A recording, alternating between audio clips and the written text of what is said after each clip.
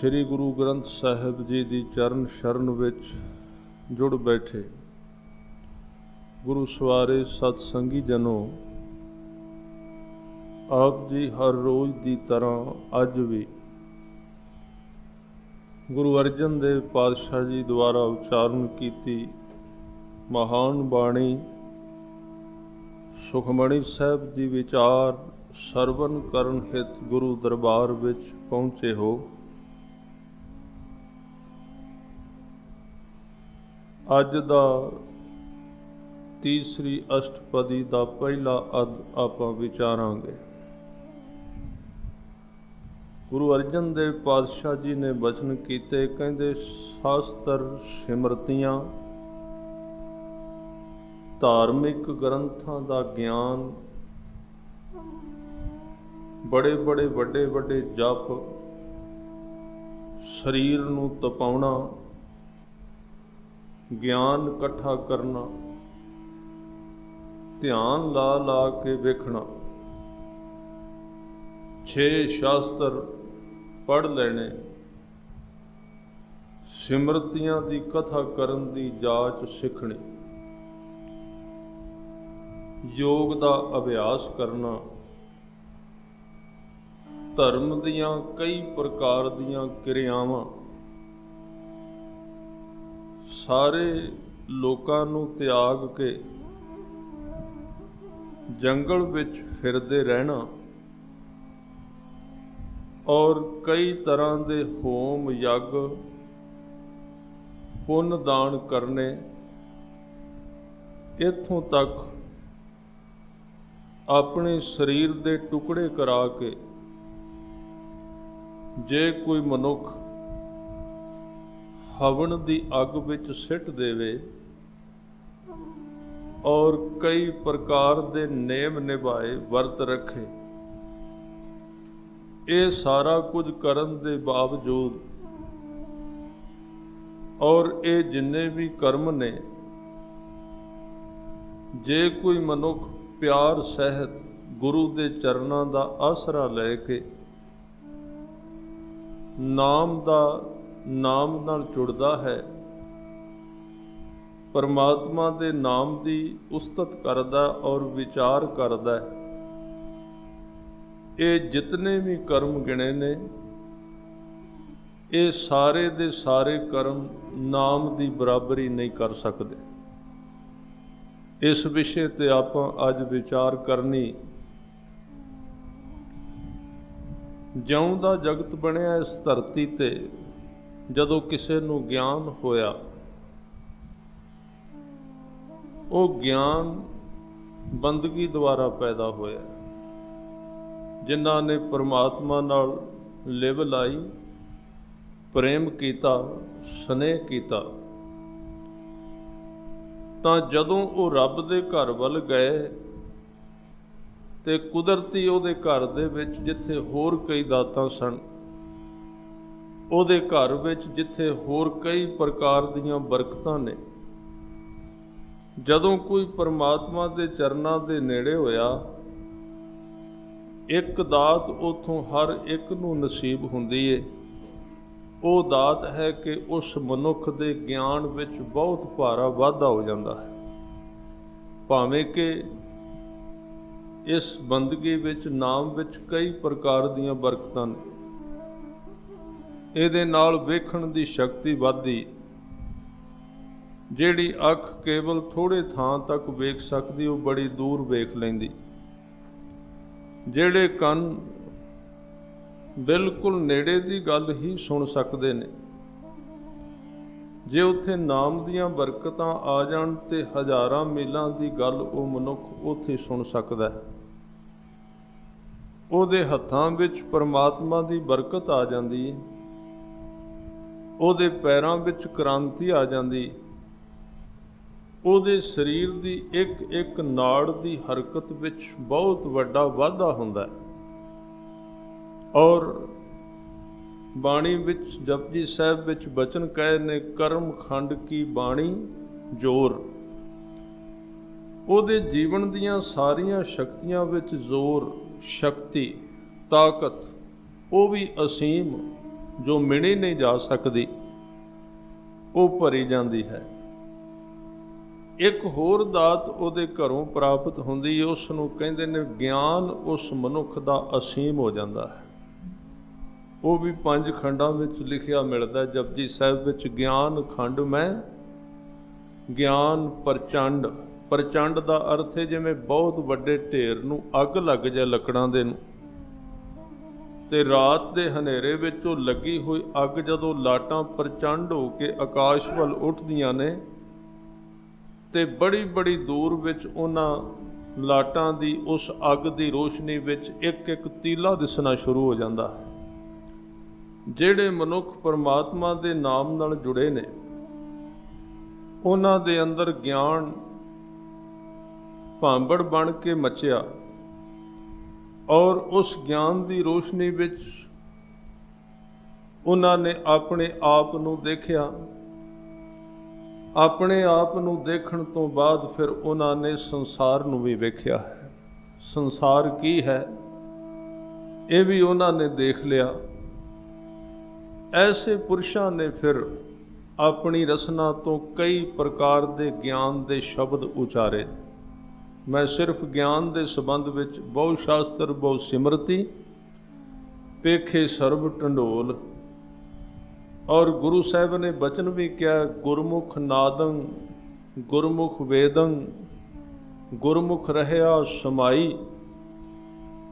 ਗੁਰੂ ਪਹਿਲਾਂ ਨਾਦ ਵਿੱਚ ਸੀ। ਨਾਦ ਦੇ ਅਰਥ ਨੇ ਆਵਾਜ਼, ਸ਼ਬਦ। ਗੁਰੂ ਪਹਿਲਾਂ ਸ਼ਬਦ ਦੇ ਵਿੱਚ ਸੀ, ਆਵਾਜ਼ ਵਿੱਚ ਸੀ। ਫਿਰ ਆਵਾਜ਼ ਦੇ ਵਿੱਚੋਂ ਗੁਰੂ ਨੇ ਅੱਖਰਾਂ ਦਾ ਰੂਪ ਧਾਰਨ ਕੀਤਾ, ਵੇਦ ਦਾ ਰੂਪ ਧਾਰਨ ਕੀਤਾ। ਗੁਰਮੁਖ ਨਾਦੰ ਗੁਰਮੁਖ ਵੇਦੰ ਗੁਰਮੁਖ ਰਹਿਆ ਸਮਾਈ। ਤੇ ਫਿਰ ਗੁਰੂ ਉਸ ਅੱਖਰ ਵਿੱਚ, ਉਸ ਬਾਣੀ ਵਿੱਚ ਸਮਾ ਕੇ ਬੈਠ ਗਿਆ। ਉਹ ਲੁਕ ਕੇ ਬਹਿ ਗਿਆ ਉਸ ਸ਼ਬਦ ਦੇ ਵਿੱਚ। ਫਿਰ ਜਿਹੜੇ ਜਿਹੜੇ ਮਨੁੱਖ ਨੇ ਉਸ ਬਾਣੀ ਦੀ, ਉਸ ਸ਼ਬਦ ਦੀ ਕਮਾਈ ਕੀਤੀ ਜ਼ਿੰਦਗੀ ਵਿੱਚ, ਉਹਨੇ ਉਸ ਸ਼ਬਦ ਦੇ ਵਿੱਚੋਂ ਹੀ ਪਰਮਾਤਮਾ ਨੂੰ, ਗੁਰੂ ਨੂੰ ਪ੍ਰਗਟ ਕਰ ਲਿਆ। ਅੱਜ ਦੇ ਸ਼ਬਦਾਂ ਵਿੱਚ ਸਤਿਗੁਰੂ ਸੱਚੇ ਪਾਤਸ਼ਾਹ ਨੇ ਸ਼ਾਸਤਰਾਂ ਦਾ ਵਰਣਨ ਕੀਤਾ ਹੈ, ਧਾਰਮਿਕ ਗ੍ਰੰਥਾਂ ਦਾ ਵਰਣਨ ਕੀਤਾ ਹੈ, ਔਰ ਇਹ ਵੀ ਗੱਲ ਵਿੱਚ ਪ੍ਰਗਟ ਕੀਤੀ ਕਿ ਬਹੁਤੇ ਸੰਸਾਰ ਦੇ ਲੋਕ ਜਿਹੜੇ ਰੱਬ ਦੇ ਪਿਆਰਿਆਂ ਵਿੱਚੋਂ ਗਿਆਨ ਪ੍ਰਗਟ ਹੁੰਦਾ ਹੈ, ਉਹ ਫਿਰ ਗ੍ਰੰਥ ਲਿਖੇ ਜਾਂਦੇ ਨੇ। ਸੰਸਾਰ ਦੇ ਬਹੁਤੇ ਧਾਰਮਿਕ ਬੰਦੇ ਸਿਰਫ ਉਹਨਾਂ ਗ੍ਰੰਥਾਂ ਨੂੰ ਪੜ੍ਹ ਲੈਣਾ, ਉਹਨਾਂ ਦਾ ਅਖਰੀ ਗਿਆਨ ਹਾਸਲ ਕਰ ਲੈਣਾ, ਔਰ ਉਹਦੇ ਤੋਂ ਬਾਅਦ ਉਹਦੀਆਂ ਕਹਾਣੀਆਂ ਇਕੱਠੀਆਂ ਕਰਕੇ ਉਹਨਾਂ ਦਾ ਵਿਸਤਾਰ ਕਰੀ ਜਾਣਾ, ਉਹਨਾਂ ਦੀ ਵਿਆਖਿਆ ਕਰੀ ਜਾਣੀ, ਉਹਨਾਂ 'ਤੇ ਕਿਤਾਬਾਂ ਲਿਖ ਦੇਣੀਆਂ, ਬਹਿਸਾਂ ਕਰਨੀਆਂ, ਤੇ ਉੱਚੀ ਉੱਚੀ ਧਰਮ ਦੀ ਵਿਆਖਿਆ ਕਰੀ ਜਾਣੀ। ਇਹਨੂੰ ਧਰਮ ਕਹਿ ਕੇ ਆਪਣੀ ਜ਼ਿੰਦਗੀ ਦਾ ਬਹੁਮੁੱਲਾ ਕੀਮਤੀ ਸਮਾਂ ਕੇਵਲ ਸ਼ਾਸਤਰਾਂ, ਧਾਰਮਿਕ ਗ੍ਰੰਥਾਂ ਦੀਆਂ ਵਿਚਾਰਾਂ ਵਿੱਚ ਹੀ ਲੰਘਾ ਦਿੱਤਾ ਉਹਨਾਂ ਨੇ। ਗੁਰੂ ਅਮਰਦਾਸ ਸੱਚੇ ਪਾਤਸ਼ਾਹ ਕਹਿੰਦੇ ਨੇ ਕਿ ਸਿਮਰਤ ਸ਼ਾਸਤਰ ਪੁੰਨ ਪਾਪ ਵਿਚਾਰ ਦੇ, ਤਤੈ ਸਾਰ ਨਾ ਜਾਣੀ। ਤਤ ਕੁਝ ਹੋਰ ਸੀ। ਤਤ ਦਾ ਮਤਲਬ ਹੁੰਦਾ ਆਪਾਂ ਚੀਜ਼ ਕਿਹੜੀ ਪ੍ਰਾਪਤ ਕਰਨੀ, ਆਪਾਂ ਲੱਭਣਾ ਕੀ ਹੈ। ਕੇਵਲ ਕਹਾਣੀਆਂ ਨਹੀਂ ਨੇ, ਕੇਵਲ ਕੰਨ ਰਸ ਨਹੀਂ। ਧਾਰਮਿਕ ਜਗਤ ਵਿੱਚ ਲੱਭਤ ਕੀ ਹੈ, ਕੇਂਦਰ ਕਿਹੜਾ ਹੈ, ਪਹੁੰਚਣਾ ਕਿੱਥੇ ਹੈ। ਕੇਵਲ ਕਹਾਣੀਆਂ ਯਾਦ ਕਰ ਲੈਣੀਆਂ। ਇਹਨੂੰ ਗੁਰੂ ਸਾਹਿਬ ਨੇ ਆਸਾ ਦੀ ਵਾਰ ਵਿੱਚ ਕਿਹਾ, ਉੱਚੇ ਕੂਕੈ ਵਾਦਾ ਗਾਵੇਂ ਜੋਧਾ ਕਾ ਵਿਚਾਰ। ਮੂਰਖ ਪੰਡਤ ਹਿਕਮਤ ਹੁਜਤ ਸੰਜੇ ਧਰੇ ਪਿਆਰ। ਧਰਮੀ ਧਰਮ ਕਰੈ ਗਾਵਾਵਹਿ ਮੰਗੈ ਮੋਖ ਦੁਆਰ। ਜਤੀ ਸਦਾਵਹਿ ਜੁਗਤ ਨ ਜਾਣੈ ਛੱਡ ਬਹਿ ਘਰ ਬਾਰ। ਸਭ ਕੋ ਪੂਰਾ ਆਪੇ ਹੋਵੈ ਘਟ ਨਾ ਕੋਈ ਆਖੈ। ਪਤ ਪਰਵਾਣਾ ਪਿੱਛੇ ਪਾਈਐ ਤਾਂ ਨਾਨਕ ਤੋਲਿਆ ਜਾਪੈ। ਕਹਿਣ ਤੋਂ ਭਾਵ ਸਿਰਫ ਥੋੜਾ ਸਮਾਂ ਆਪਾਂ ਇਹ ਵਿਚਾਰਨਾ ਹੈ ਕਿ ਜ਼ਰੂਰਤ ਤਾਂ ਹੈ, ਜਿਹੜੇ ਸਾਡੇ ਤੋਂ ਪਹਿਲਾਂ ਧਾਰਮਿਕ ਮਨੁੱਖ ਹੋਏ ਨੇ ਉਹਨਾਂ ਦਾ ਜੀਵਨ ਸੇਧ ਲੈਣੀ ਜ਼ਰੂਰੀ ਹੈ। ਉਹਨਾਂ ਵੱਲੋਂ ਉਚਾਰੇ ਗਏ ਸ਼ਬਦ ਬਚਨ ਵੀ ਵਿਚਾਰਨੇ ਜ਼ਰੂਰੀ ਨੇ। ਪਰ ਕਿਵੇਂ ਸਤਿਗੁਰੂ ਕਹਿ ਰਹੇ ਨੇ ਕਿ ਸੰਸਾਰ ਦੇ ਧਾਰਮਿਕ ਲੋਕ ਕੇਵਲ ਇਹਨਾਂ ਵਿਆਖਿਆਵਾਂ ਵਿੱਚ ਫਸ ਕੇ ਤੇ ਕਹਾਣੀਆਂ ਤੇ ਗੱਲਾਂ ਯਾਦ ਕਰਕੇ सिर दे उत्ते अखरां दी पंड बन के तुरे फिरदे ने, सोचदे ने धर्म मेरी झोली विच आ गया। अखर ज्ञान नहीं संसार विच, पर साडे विच ये केवल असीं ब्राह्मण नूं कहने आ कि वो सिमरतियां पढ़ पढ़ के बहस करदा है, वो शास्त्र पढ़ पढ़ के बहस दीयां गल्लां करदा है। पर साध संगत साडे विच भी बहु गिनती विच हिस्सा किहड़ा है, ਜਿਹੜੇ ਅਸੀਂ ਕੁਝ ਲੋਕ ਪੜ੍ਹਨੇ ਆ, ਪੜ੍ਹ ਕੇ ਯਾਦ ਕਰਨੇ ਆ, ਯਾਦ ਕਰਕੇ ਦੂਜਿਆਂ ਨੂੰ ਸੁਣਾਉਂਦੇ ਆ, ਤੇ ਦੂਜਿਆਂ ਵਿੱਚੋਂ ਵੀ ਬਹੁਤੇ ਸੁਣ ਕੇ ਇਕੱਠਾ ਕਰ ਲੈਂਦੇ ਨੇ। ਫਿਰ ਉਹਨਾਂ ਵਿੱਚੋਂ ਕਹਾਣੀਆਂ ਵਿੱਚੋਂ ਸਵਾਲ ਕੀਤੇ ਜਾਂਦੇ ਨੇ, ਜਵਾਬ ਮੰਗੇ ਜਾਂਦੇ ਨੇ। ਜਿਹੜਾ ਬੰਦਾ ਜ਼ਿਆਦਾ ਕਹਾਣੀਆਂ ਤੇ ਸਾਖੀਆਂ ਯਾਦ ਰੱਖਦਾ ਹੈ, ਅਸੀਂ ਉਹਨੂੰ ਕਹਿੰਦੇ ਆ ਸਭ ਤੋਂ ਵੱਡਾ ਸਿੱਖ ਬਣ ਗਿਆ। ਚੰਗੀ ਗੱਲ ਹੈ, ਚੀਜ਼ਾਂ ਨੂੰ ਯਾਦ ਰੱਖਣਾ ਬਹੁਤ ਵਧੀਆ ਹੈ। पर जे गुरु अमरदास एक पंडित नूं कहंदे ने कि तू सिमरतियां ते शास्त्रां दी विचार ते करना है, तत्त वल गया कदी? जे एक मुसलमान नूं कहंदे ने कि तू मुसलमान बन के केवल शरअ दीयां विचारां करी जाना है, कदी उस खुदा नाल प्रेम भी कीता ही? ते ये भी एक सच्चाई है साध संगत। जे वो पंडित नूं कह सकदे ने, जे वो मुल्ला नूं कह सकते हैं, तो सानू भी कह सकते हैं। किते तू भी विचारां विच नहीं फसिया फिरदा, किते तू भी गल्लां इकट्ठियां करके सोचना मैं धर्मी हो गया। इत्थों अगे तुरन दी ताकीद करदे ने, कहन लगे सिमरत शास्त्र पुन पाप विचार दे, ततै सार ना जानी। तत की है? तत ये है, मैं थोड़ा जिहा उदाहरण दे दियां। एक बंदे ने फसल बीजी, जमीन वाही, बीज पाया विच, ਝੋਨੇ ਦਾ ਬੀਜ ਪਾਇਆ ਜਾਂ ਕਣਕ ਦਾ ਪਾਇਆ, ਉਹ ਫਸਲ ਉੱਗ ਪਈ, ਉਹਦੇ ਪੱਤੇ ਨਿਕਲ ਆਏ, ਉਹ ਸਿੱਟਿਆਂ ਤੇ ਆ ਗਿਆ। ਉਹ ਸਾਰੀ ਉਹਨੂੰ ਪੁੱਛੋ ਮਿਹਨਤ ਕਾਹਦੇ ਵਾਸਤੇ ਕਰ ਰਹੇ ਆ ਤੂੰ? ਇਹ 4 ਮਹੀਨੇ 5 ਜਿਹੜੇ ਲਾਏ ਦਿਨ ਰਾਤ, ਜ਼ਮੀਨ ਵਾਹੀ ਹੈ, ਮਿਹਨਤ ਕੀਤੀ ਹੈ, ਖਰਚਾ ਕੀਤਾ ਹੈ।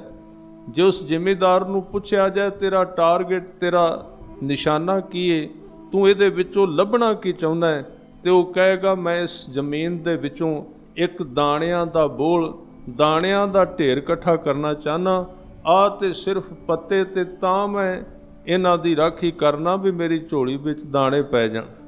ਤੇ ਜੇ ਕੋਈ ਜ਼ਿਮੀਂਦਾਰ 6 ਮਹੀਨੇ ਕਿਸੇ ਫਸਲ ਨੂੰ ਪਾਲਦਾ ਰਵੇ, ਉਹਨੂੰ ਪਾਣੀ ਦਿੰਦਾ ਰਵੇ, ਖਾਦ ਪਾਉਂਦਾ ਰਹੇ, ਸਪਰੇਅ ਕਰਦਾ ਰਹੇ, ਰਾਖੀ ਕਰਦਾ ਰਵੇ, ਤੇ ਜਦੋਂ ਪੱਕਣ ਤੇ ਆਏ ਉਦੋਂ ਦਾਣੇ ਵਿੱਚ ਹੀ ਛੱਡ ਕੇ ਤੁਰ ਜਾਏ, ਰੁਲ ਜਾਣ, ਉਹਦੇ ਤੋਂ ਵੱਡਾ ਹੋਰ ਕੋਈ ਮੂਰਖ ਜ਼ਿਮੀਂਦਾਰ ਨਹੀਂ ਹੈ। ਇਸੇ ਤਰ੍ਹਾਂ ਇੱਕ ਧਾਰਮਿਕ ਮਨੁੱਖ ਸਾਰੇ ਧਰਮ ਦੇ ਕਰਮ ਕਰੇ ਪਿਆ, ਆਪਣੇ ਧਾਰਮਿਕ ਥਾਵਾਂ ਤੇ ਵੀ ਜਾਵੇ, ਉੱਥੇ ਸਾਰੀਆਂ ਰਵਾਇਤਾਂ ਵੀ ਪੂਰੀਆਂ ਕਰੇ, ਉਸ ਥਾਂ ਤੇ ਦਾਨ ਵੀ ਕਰੇ, ਲੰਗਰ ਵੀ ਲਾਏ, ਸਭ ਕੁਝ ਕਰੇ। ਹਰ ਇੱਕ ਕਰਮ ਜਿਹੜਾ ਉਹਨੂੰ ਦੱਸਿਆ ਗਿਆ ਉਹਦੇ ਧਰਮ ਦੇ ਅਨੁਸਾਰ, ਉਹ ਬਿਲਕੁਲ ਟਾਈਮ ਵੱਧ ਹੋ ਕੇ ਕਰਦਾ ਰਹੇ, ਸਮੇਂ ਤੇ ਕਰਦਾ ਰਹੇ। ਆਪਣੇ ਸਰੀਰ ਦੇ ਉੱਤੇ ਵਸਤਰ ਵੀ ਉਹ ਪਾਏ ਜਿਹੜੇ ਉਸ ਧਰਮ ਦੇ ਆਗੂ ਨੇ ਕਹੇ ਨੇ।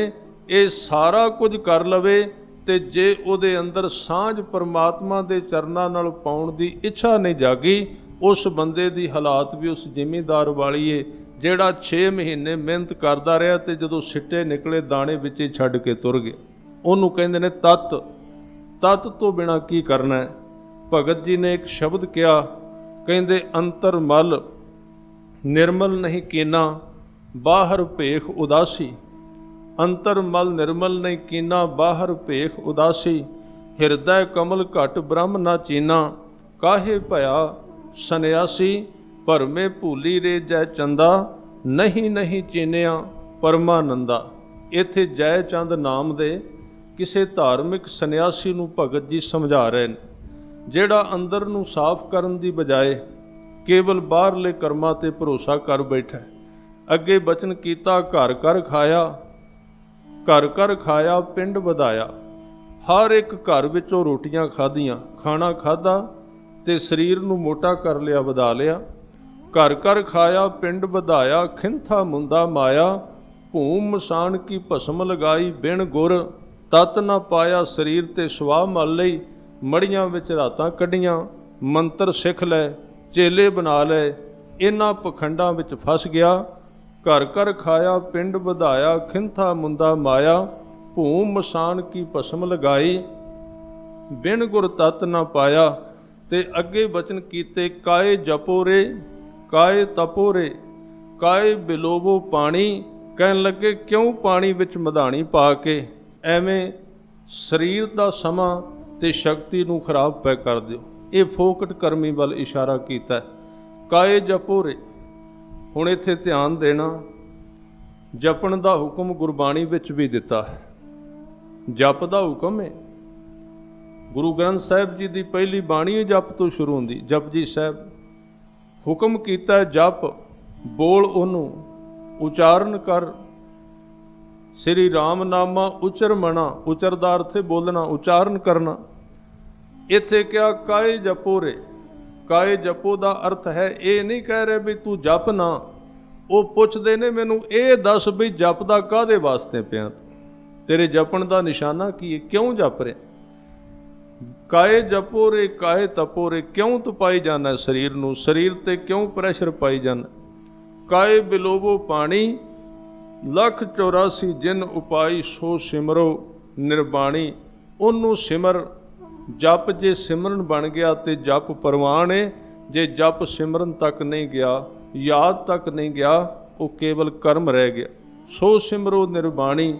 ਤੇ ਅਖੀਰ ਤੇ ਇੱਕ ਗੱਲ ਕਿਹਾ, ਗੱਲ ਕਹੀ ਭਗਤ ਜੀ ਨੇ, ਕਹਿਣ ਲੱਗੇ ਜਿੰਨਾ ਚਿਰ ਤਤ ਨਹੀਂ ਮਿਲਦਾ।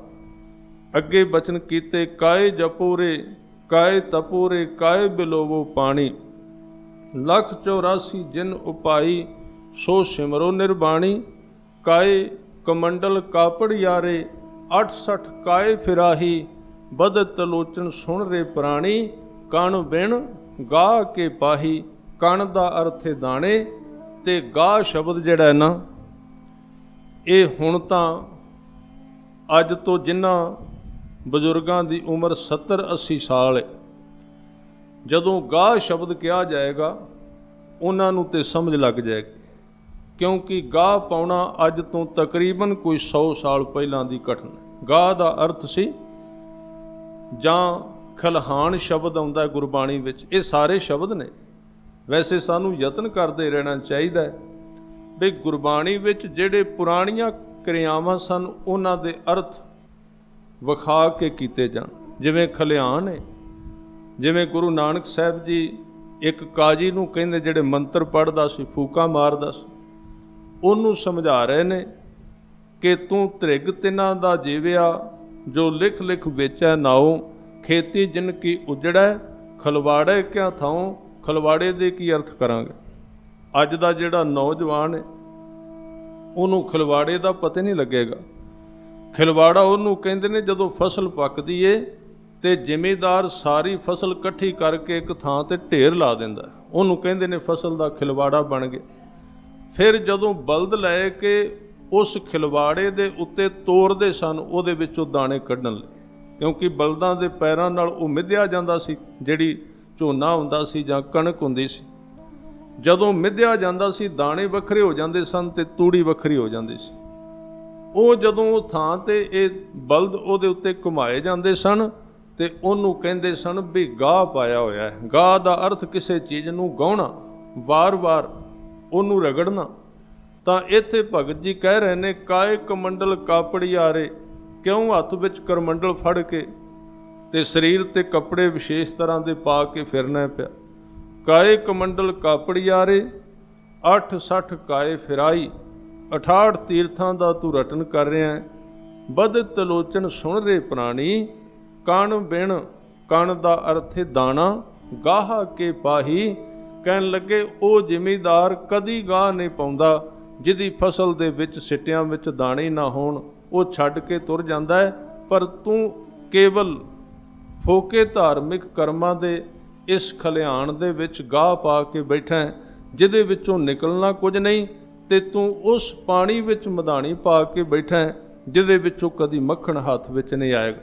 ਇਹ ਸਾਰੀਆਂ ਜੋ ਉਦਾਹਰਨਾਂ ਨੇ ਇਹ ਗੁਰੂ ਗ੍ਰੰਥ ਸਾਹਿਬ ਵਿੱਚ ਤਾਂ ਦਿੱਤੀਆਂ ਗਈਆਂ ਕਿ ਇੱਕ ਸੰਸਾਰਿਕ ਬੰਦਾ ਤੇ ਆਪਣਾ ਟਾਈਮ ਗਵਾ ਹੀ ਰਿਹਾ ਹੈ। ਅਸੀਂ ਕਹਿੰਦੇ ਹਾਂ ਵਾਰ-ਵਾਰ ਜਿਹੜੇ ਗੁਰੂ ਕੋਲ ਨਹੀਂ ਆਏ ਉਹਨਾਂ ਦਾ ਟਾਈਮ ਖਰਾਬ ਹੋ ਗਿਆ। ਜਿਹੜੇ ਗੁਰਬਾਣੀ ਨਹੀਂ ਪੜ੍ਹਦੇ ਉਹਨਾਂ ਦਾ ਵਕਤ ਅਜਾਈ ਲੰਘ ਗਿਆ। ਵਾਰ-ਵਾਰ ਅਸੀਂ ਭਾਸ਼ਣ ਦਿੰਦੇ ਹਾਂ ਔਰ ਅਸੀਂ ਆਪਣੇ ਆਪ ਨੂੰ ਸ੍ਰੇਸ਼ਟ ਮੰਨ ਲੈਂਦੇ ਹਾਂ, ਉੱਚੇ ਮੰਨਦੇ ਹਾਂ, ਚੰਗੀ ਗੱਲ ਹੈ। ਪਰ ਇਹ ਵੀ ਵਾਪਰ ਸਕਦਾ ਹੈ, ਸੰਸਾਰੀਆਂ ਦਾ ਤੇ ਟਾਈਮ ਖਰਾਬ ਹੋਇਆ ਹੀ ਏ। ਜਿਹੜੀ ਲਾਈਨ ਤੇ ਅਸੀਂ ਤੁਰੇ ਹਾਂ ਧਾਰਮਿਕ ਮਨੁੱਖ, ਜੇ ਅਸੀਂ ਵੀ ਧਰਮ ਨੂੰ ਠੀਕ ਢੰਗ ਨਾਲ ਨਾ ਕਮਾਇਆ ਤੇ ਟਾਈਮ ਸਾਡਾ ਵੀ ਖਰਾਬ ਹੋ ਜਾਏਗਾ, ਸਾਡਾ ਵੀ ਟਾਈਮ ਅਜਾਈ ਚਲਾ ਜਾਏਗਾ।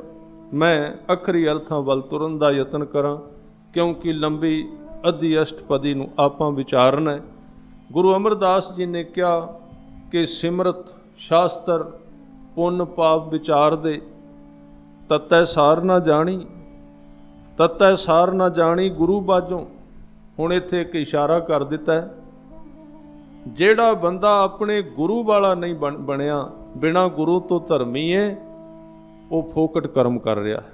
ਫੋਕਟ ਕਰਮ ਦੇ ਅਰਥ ਇਹ ਨਾ ਸਮਝਣਾ ਕੋਈ ਬਾਣੀ ਪੜ੍ਹੇ ਤੇ ਉਹ ਫੋਕਟ ਕਰਮ। ਜਿਹੜਾ ਬੰਦਾ ਆਪਣੀ ਅਕਲ ਨੂੰ ਵੱਡਾ ਸਮਝਦਾ ਤੇ ਗੁਰੂ ਨੂੰ ਛੋਟਾ ਜਾਣਦਾ ਹੈ, ਜਿਹੜਾ ਅਕਲ ਦੇ ਸਹਾਰੇ ਤੇ ਅਕਲ ਵੀ ਉਹ ਜਿਹੜੀ ਇੱਕ ਕੇਵਲ ਛੋਟੀ ਉਮਰ ਦਾ ਤਜਰਬਾ ਹੈ, ਥੋੜ੍ਹੇ ਸਾਲਾਂ ਦਾ ਤਜਰਬਾ ਹੈ, ਉਹਦੇ ਭਰੋਸੇ ਤੇ ਜੋ ਜੀ ਰਿਹਾ ਹੈ, ਉਹ ਮਨੁੱਖ ਤਤ ਨੂੰ ਨਹੀਂ ਜਾਣਦਾ, ਕਿਉਂਕਿ ਉਹਨੇ ਗੁਰੂ ਦਾ ਸਹਾਰਾ ਨਹੀਂ ਲਿਆ। ਤਤੈ ਸਾਰ ਨਾ ਜਾਣੀ ਗੁਰੂ ਬਾਝੋਂ, ਤਤੈ ਸਾਰ ਨਾ ਜਾਣੀ ਤਿਹੀ ਗੁਣੀ ਸੰਸਾਰ ਭ੍ਰਮ ਸੁੱਤਾ। ਤਿੰਨ ਤਰ੍ਹਾਂ ਦੇ ਸੁਭਾਵਾਂ ਵਿੱਚ, ਰਜੋ ਤਮੋ ਤੇ ਸਾਤਕੀ ਸੁਭਾਅ ਵਿੱਚ ਸੰਸਾਰ ਸੌਂ ਗਿਆ। ਤਿਹੀ ਗੁਣੀ ਸੰਸਾਰ ਭ੍ਰਮ ਸੁੱਤਾ, ਸੁੱਤਿਆਂ ਰਹਿਣ ਵਿਹਾਣੀ। ਇਸ ਤਰ੍ਹਾਂ ਮਨ ਦੀ ਨੀਂਦ ਦੇ ਵਿੱਚ ਹੀ, ਮਨ ਦੀ ਬੇਹੋਸ਼ੀ ਵਿੱਚ, ਮਨ ਦੇ ਹੰਕਾਰ ਦੇ ਵਿੱਚ, ਮਨ ਦੇ ਲੋਭ ਦੇ ਵਿੱਚ, ਮਨ ਦੀ ਵਾਸ਼ਨਾ ਪ੍ਰਵਿਰਤੀ ਵਿੱਚ ਇਹ ਜ਼ਿੰਦਗੀ ਦੀ ਰਾਤ ਅਜਾਈ ਗੁਜ਼ਰਦੀ ਜਾ ਰਹੀ ਹੈ। ਤਿਹੀ ਗੁਣੀ ਸੰਸਾਰ ਭ੍ਰਮ ਸੁੱਤਾ, ਸੁੱਤਿਆਂ ਰਹਿਣ ਵਿਹਾਣੀ। ਫਿਰ ਹਜ਼ੂਰ ਕਹਿੰਦੇ ਗੁਰ ਕਿਰਪਾ ਤੇ ਸੇ ਜਨ ਜਾਗੇ। ਕੌਣ ਜਾਗੇ ਨੇ? ਕਹਿੰਦੇ ਜਿਨ ਹਰ ਮਨ ਵਸਿਆ, ਜਿਨ੍ਹਾਂ ਨੇ ਆਪਣੇ ਮਨ ਵਿੱਚ ਅਕਾਲ ਪੁਰਖ ਨੂੰ ਵਸਣ ਦਿੱਤਾ। ਆਉਂਦਾ ਜਾਂਦਾ ਤੇ ਸਾਡੇ ਸਾਰਿਆਂ ਦੇ ਮਨ ਵਿੱਚ ਰਹਿੰਦਾ। ਵਸਣਾ ਹੋਰ ਚੀਜ਼ ਹੈ, ਆਉਣਾ ਹੋਰ ਚੀਜ਼। ਵਸਣ ਦਾ ਅਰਥ ਨਿਰੰਤਰ, ਲਗਾਤਾਰ। ਬਾਣੀ ਸਾਡੇ ਸਾਰਿਆਂ ਵਿੱਚ ਹੀ ਆਉਂਦੀ ਹੈ। ਕਿਸੇ ਦੇ ਮਨ ਵਿੱਚ 1 ਮਿੰਟ ਲਈ, ਕਿਸੇ ਦੇ ਮਨ ਵਿੱਚ 2 ਮਿੰਟ ਲਈ, ਕਿਸੇ ਦੇ ਮਨ ਵਿੱਚ ਘੰਟੇ ਲਈ। ਪਰ ਜੋ ਗੁਰਮੁਖ ਹੈ ਉਹਦੇ ਮਨ ਵਿੱਚ ਨਿਰੰਤਰ ਰਹਿੰਦੀ, ਘਰ ਬਣਾ ਲੈਂਦੀ, ਆਪਣਾ ਵਾਸਾ ਕਰ ਲੈਂਦੀ ਹੈ। ਉਹ ਹੀ ਜਾਗੇ ਨੇ। ਸਾਹਿਬ ਕਹਿੰਦੇ ਗੁਰ ਕਿਰਪਾ ਤੇ ਸੇ ਜਨ ਜਾਗੇ, ਜਿਨ੍ਹਾਂ ਹਰ ਮਨ ਵਸਿਆ, ਬੋਲਹਿ ਅੰਮ੍ਰਿਤ ਬਾਣੀ। ਇਸ ਤਰ੍ਹਾਂ ਉਹਨਾਂ ਦੇ ਮਨ ਵਿੱਚ ਪਰਮਾਤਮਾ ਦੀ ਯਾਦ ਨਿਰੰਤਰ ਟਿਕ ਗਈ। ਕਹੈ ਨਾਨਕ ਸੋ ਤਤ ਪਾਏ, ਜਿਸ ਨੂੰ ਅਣ ਦਿਨ ਹਰ ਲਿਵ ਲਾਗੈ। ਹੁਣ ਤਤ ਉਹਨੂੰ ਮਿਲਦਾ ਜਿਸ ਨੂੰ ਅਨ ਦਿਨ ਲਿਵ ਦੀ ਪ੍ਰਾਪਤੀ ਹੋ ਜਾਂਦੀ ਹੈ। ਲਿਵ ਕੀ ਹੈ? ਲਿਵ ਦਾ ਅਰਥ ਹੈ ਜਦੋਂ ਮਨ ਪੂਰੀ ਤਰ੍ਹਾਂ ਸਾਡੇ ਕਰਮ ਦੇ ਨਾਲ ਰਾਜੀ ਹੋ ਜਾਂਦਾ ਹੈ। ਮੈਂ ਬੇਨਤੀ ਕਰਦਾ, ਜਿੱਦਣ ਮਨ ਸਾਡਾ ਪੂਰੀ ਤਰ੍ਹਾਂ ਸਹਿਮਤ ਹੋ ਜਾਂਦਾ ਧਰਮ ਕਮਾਉਣ ਵਾਸਤੇ, ਉਦਣ ਲਿਵ ਲੱਗ ਗਈ।